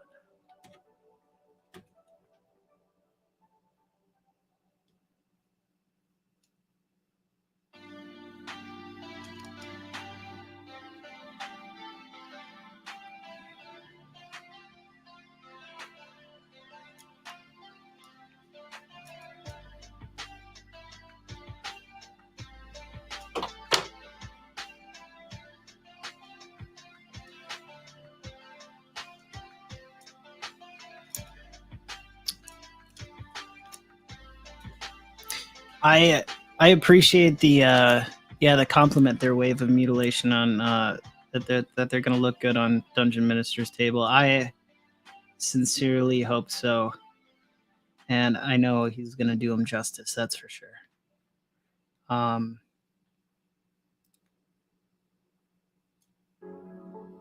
He has been doing a lot of build up, I think, to something very pivotal in his campaign, and I'm all about it. I'm really excited to see what comes of it, and that to me is the biggest reward out of this whole project. Is that right there? A little piece of Paint Minis Live is going to be on his tabletop for his family, his viewers, for everybody to enjoy. That's the biggest break for me right there.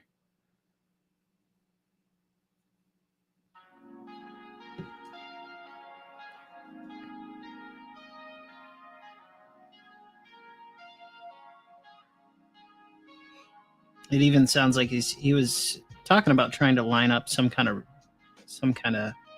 thing to see how the players react to. And I'm definitely interested to see or hear how that goes.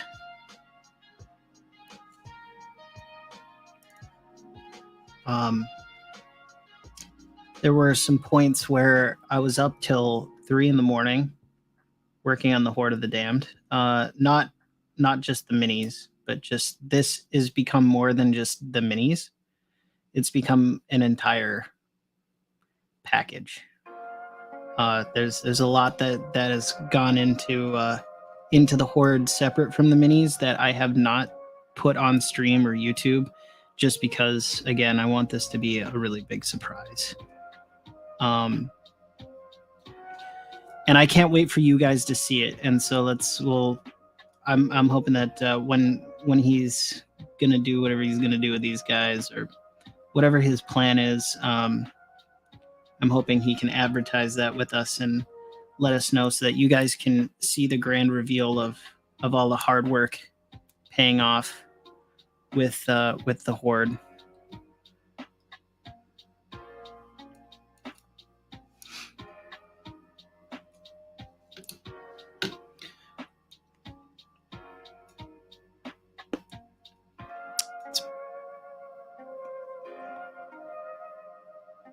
Star of the show, Tonka Todd. Ain't that right? Believe it or not, Todd actually I've been in touch with Todd a lot. He has really helped the show. I can't thank Todd enough. He spent a couple hours, actually more than a couple hours. He spent a solid 4 hours with me doing some graphic design work for the Horde. And because he's got a real good mind for symbolism and communications. He is really good at that. And so I picked his brain.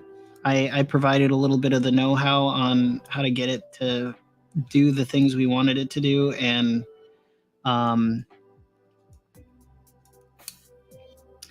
we've come up with some really cool stuff. But man, he was a trooper and let me have a ton of his time.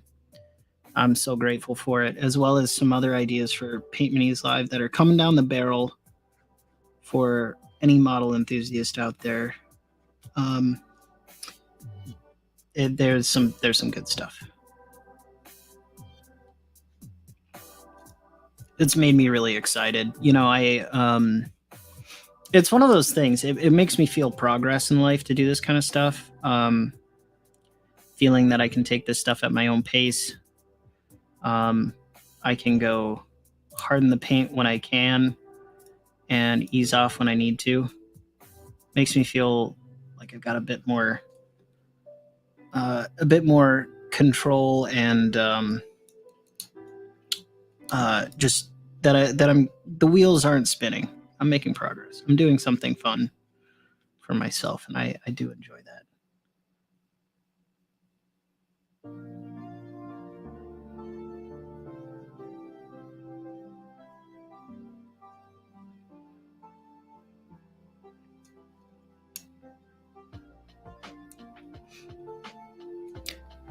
Gene Bada. How you doing? I am excited to meet you. I'm sorry if I botched the name a little bit. But howdy, I'm Bill. This is Paint Minis Live. We're on the tail end of painting up the Horde of the Damned for Dungeon Minister.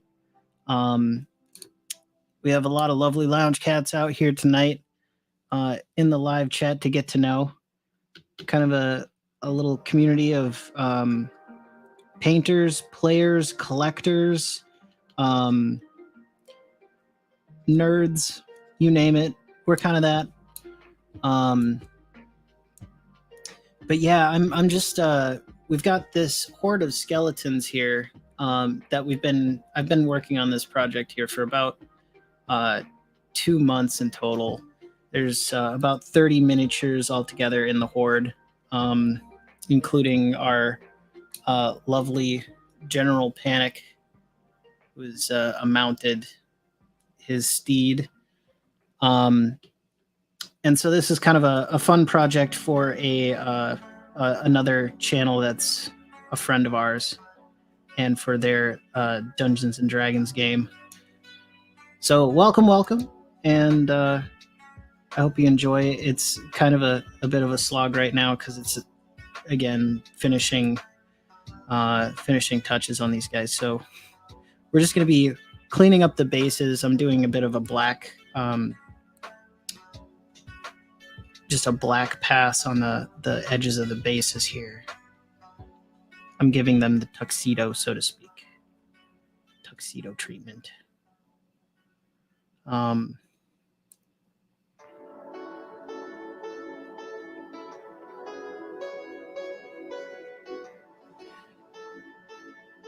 But hey, thanks. These are to spec for the Warhammer Fantasy stuff. That's kind of where I took all the measurements from, the square bases from Warhammer Fantasy. But I cut those from some 1/8-inch craft plywood on a laser, and those are our bases because the skeletons are 3D prints from Highland Games, and they were printed by Sundered Studios in the UK. They're a specialty miniature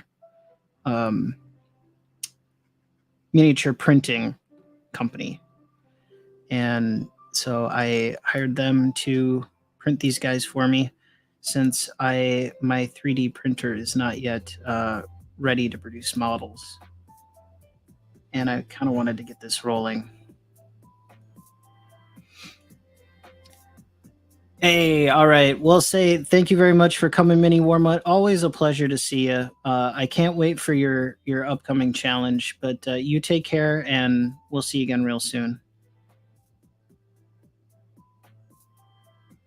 And Mini Warmut has been a huge connector of some painters in the community. I tell you what, his was it September challenge, October challenge? I can't even remember anymore.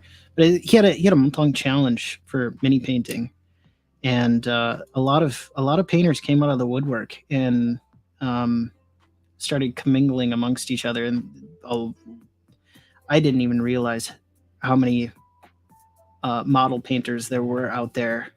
Some of them ran talk shows. Some of them were just were straight up just doing mini painting. There were some historical era guys, doing Romans and or like World War II soldiers and stuff. Really far out there, fun things.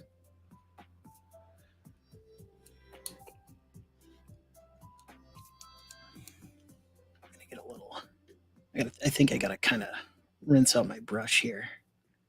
It's starting to get a little. There we go.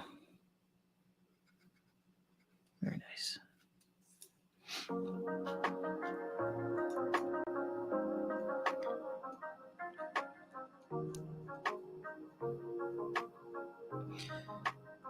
So say, Gene, what what's your side of the hobby? What are you up to?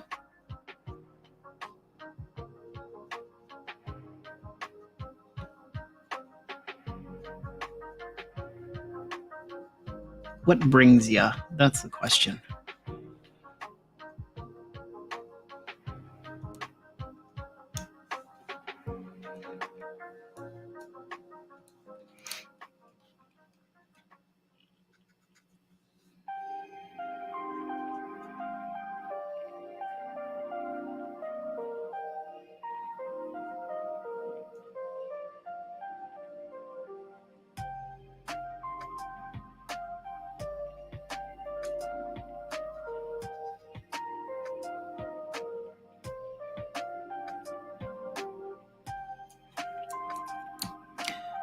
Currently painting some Dark Angels for 40K. Well, what do you know? I too am a huge fan of the 40K universe.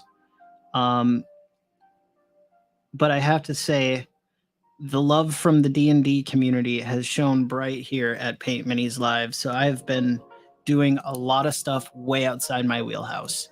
If you kind of go back in our archives, I've painted up some. Let's see. I've got some Poxwalkers here from a previous live stream. Maybe we'll just do a quick show and tell for you real quick. These are some Poxwalkers that I did up previously that turned out really well.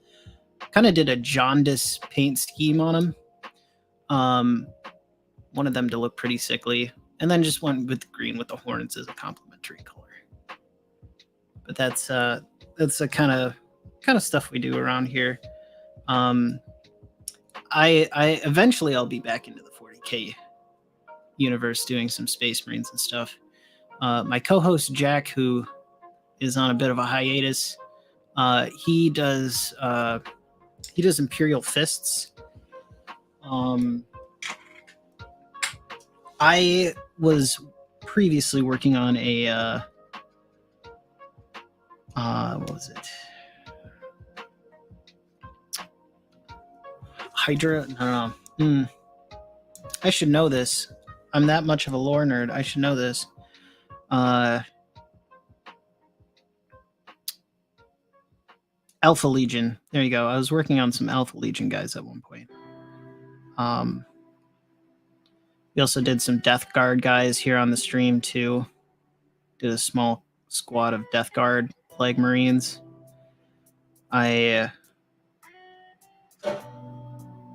And hopefully in the future I'll be working on our mascot, which is a Warlord Titan that I have. Kind of old school Warlord Titan. There's a fun story that goes along with this that I'll share again at another point in time. But this is the shoulder piece to our mascot. This is one of the barns to our Warlord Titan. So we'll be doing that in the future. That's gonna be in the future.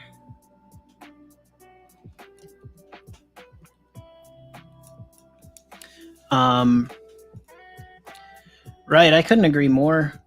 There's always something good to work on. I didn't know you did Death Angels too. They're collecting chaos. Or Dark Angels, sorry. My bad. You're trying oil washes for the first time. That's one of my favorite things, to be honest. This AK streaking grime is all over these skeletons.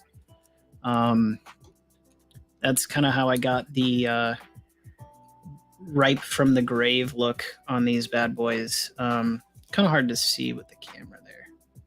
Let's see if we can get a nice focus here. There we go. So as you can see, kind of ripe from the grave there. And I took some of this AK streaking grime, and I tend to use makeup sponges. You can dip these bad boys in the white spirits that comes with it, or if you bought that separate, or whatever you're going to use to clean that up. I'll just dip a little bit in there and then just kind of dab at it. I wouldn't recommend swiping. It'll take most of it off. So just kind of dab it. There's your pro tip.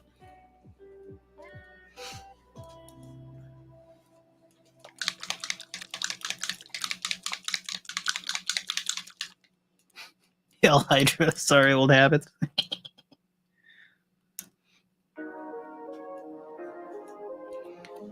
Deathwing, Ravenwing, and Third Company. Very nice. I had a good friend of mine play Dark Angels for a while, and man, the stuff he would come up with for Dark Angels was, he was a very, very talented painter. I lost touch with him, to be honest. I knew he was moving for work, and I don't know if he just changed his phone number or something, but like I never was able to reconnect with him. But that guy, he's one of those people that I try and remember what his miniatures look like to just see if I can pull off some of the techniques this guy was doing. He had some of the most fantastic miniatures. He had such a handle on lighting on his models that it was just absolutely insane. This was the kind of guy who did he would do things like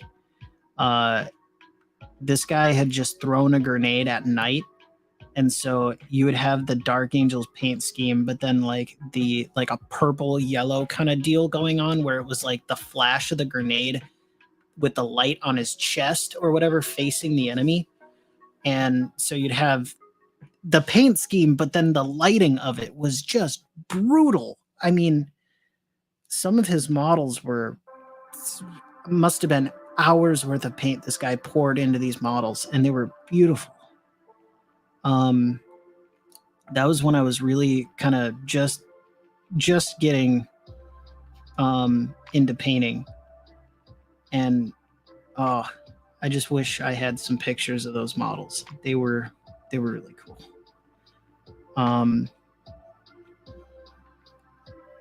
He did a lot of really fun stuff with like casualties that he would, if he had a battle brother that was a particular like a sergeant or something like that, if he had a spare model or two, or maybe just like some of the extra bits on the sprue, he'd make it look like the sergeant had been crushed or whatnot, and then use it as a casualty on the game board. So you'd end up with a bunch of these casualties on the game board, and I just brought a little bit more of that immersion into the game. I loved it. I love playing with him.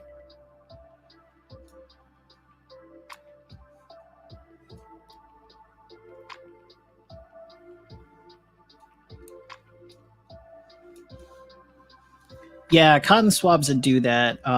These makeup sponges don't really have that kind of effect. So I would maybe recommend that, or just a simple brush with, again, that stippling technique might help. But that'll give you a bit more realistic result for your project there.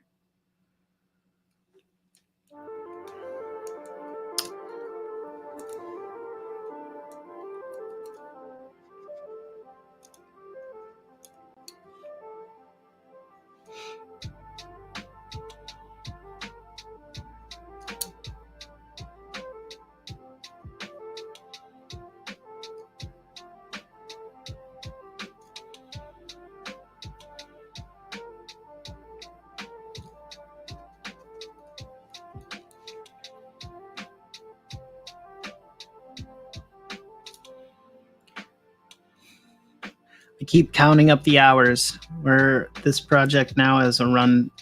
We've been working on this project for a total of 41 hours at this point, which is a-okay by me. Whatever it takes to get to the finished product, kind of where I want it to be.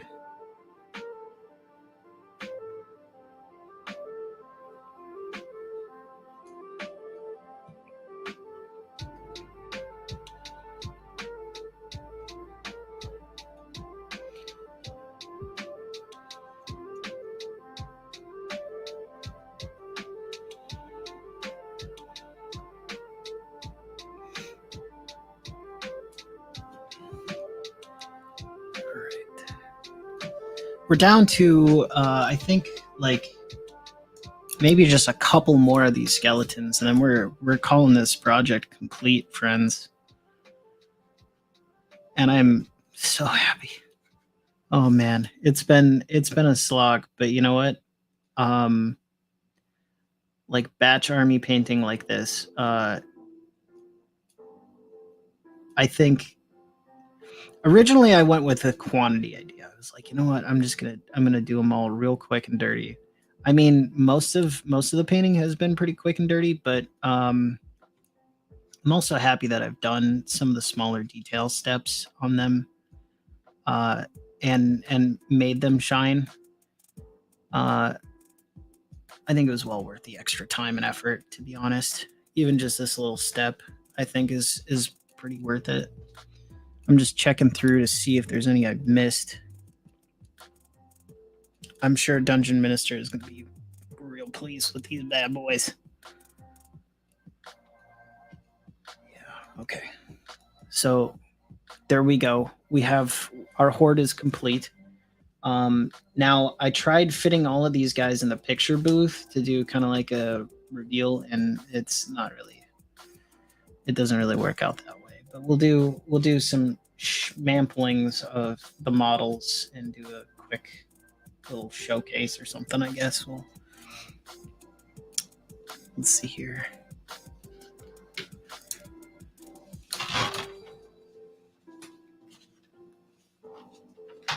Let's get some of the we'll get like a flag bearer on the foam pad here. We'll get like a captain.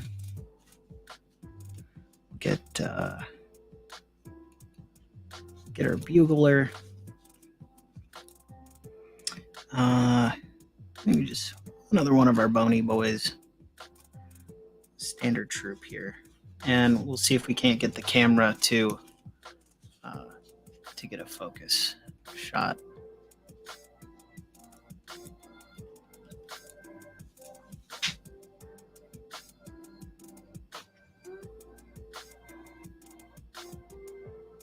There we go.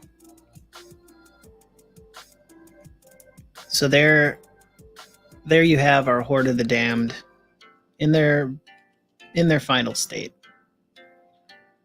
It's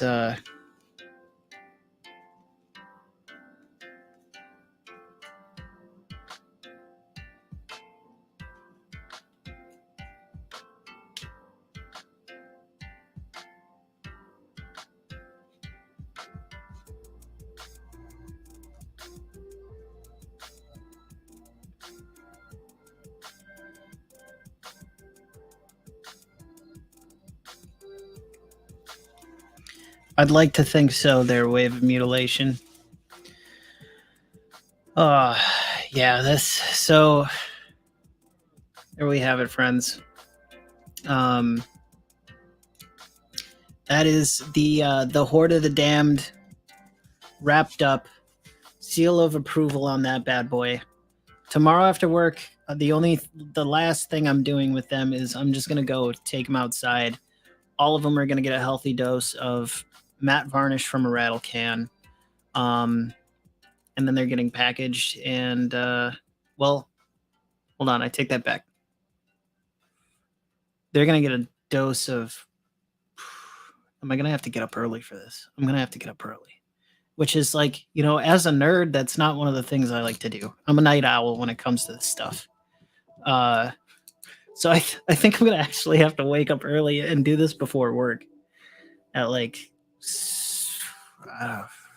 how early would I have to get up to do this? Like, but yeah, I'll have to get up early and go ahead and coat them with matte varnish. It's pretty quick to dry, but then I'm gonna package them up, bring them all to work with me, get a FedEx sticker on it at work, and it'll be on its way to Canada. So again, big thank you to everybody for coming in and chatting through all of the episodes, all the parts of the Horde of the Damned. I do appreciate it greatly. It's been a long journey with these guys, and I can't wait for the years of fun that they bring to Dungeon Minister and whoever he wants to share them with. I can't wait to see what happens in the campaign in the future. I'm feeling that pride right there that you get when you're finally done with a long project like this. We're here. It's leaving. Hey, come on back, Gene. You can come back whenever you want, man. Like, come join the party. Like, you don't have to hope to be here. You can always come by.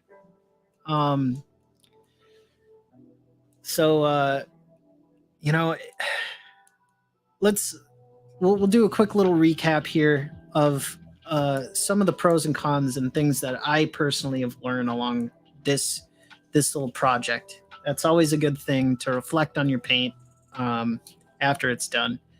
I think thing one that I've learned is that every detail you add. By the way, I appreciate the subscribe thing there, Gene. I do. That's awesome. Thank you. And that way you can be notified whenever you want to see some more paint minis live, and do the, I don't know, it's just such an overused thing, but whatever, all the YouTube steps or whatever, if you want to do them, go ahead and do them. It's just more goodies for the channel. Our mission here is to spread the good word of hobbying to the masses, and I'm happy that we managed to pick you up tonight. So thank you very much for helping us do that as well. But pros and cons, I've learned that army painting large batches like this, it's relatively simple. If you go with just some light color schemes for these guys, it was the bone color and basically a brown and a green. The other thing I realized is that there's a huge indeed, push all the buttons. There you go. There is a feature creep to it as well, that any details you start to add after like 2 or 3 colors or whatever your big showcase bits are, it's gonna add time exponentially. So in my mind, doing stuff like making their shields have a brass rim on it, well, you got to go through and do that 30 times now. Having red pennants on all of the little tied on banner things that they've got on their these little on their let's see here, on their little spears. They've got these little red pennant things going on. Doing that a different color is gonna add, you gotta go do that 30 times over. Doing a glow effect on their eyes with the airbrush, you gotta do that 30 times over. So it is it is definitely something to consider when looking at a project of this size, is that if you're gonna do it, just maybe take those ideas and just realize that either you got to bring it down to the point where the time management part of it is going to be fine for you if you're going to schedule 40 something hours to work on this. Otherwise, maybe you want to just think about, can I add another color similar that I've already used? Just put a drop or whatever in it and then just go to town real quick. It's all kind of about bashing it out and getting the effect you want with as minimal effort as you can put out with that. The other thing that I've learned is if you do a project this size and you do it to the hills, it comes out looking really pretty. Like, this is cool. All of them look really cool. it's sometimes worth it to put in the extra time. What else can I say that I've learned along the way? Always have a plan B. I tried to do crackle bases on these guys, and the crackle bases didn't really turn out too well. I think I need to go back to school on that one and find out what people are doing with crackle bases. So, that's something I learned, and I'm happy that I was able to go to the store and pick up some basing materials tonight and get that done for these guys. So, yeah, it was a long slog. I appreciate all the compliments, everyone. I do. And thank you, TJ. TJ, I can't wait to work on Snaggletooth coming very soon. I can't wait to. But thank you very much for the compliment. Collecting Chaos did 100 miniature samurai army 35 years ago. Well, hey, there's never a bad time to start painting once again. And that's also correct, G. Also correct, Gene. Plan C and D are good to have as well. I think it's time for me to probably hit the hay here. I'm gonna have to get up really early to get the final to get their protective coats on. Stay tuned to Paint Minis. Also, make sure you stay tuned to Dungeon Minister. There's no telling when it's going to get to him. So, and what he's going to do with it. So I would say definitely put some eyes on his channel as well. Send him some of that good old PML love. And for when, I don't know if he's going to do an unboxing or whatever. I hope he does. I hope he does an unboxing. That'd be sweet. But we will talk to you guys very soon. Thank you again, everybody, for being here. I'm Bill T with Paint Minis Live, signing off for the night. Take care, everybody. Stay safe.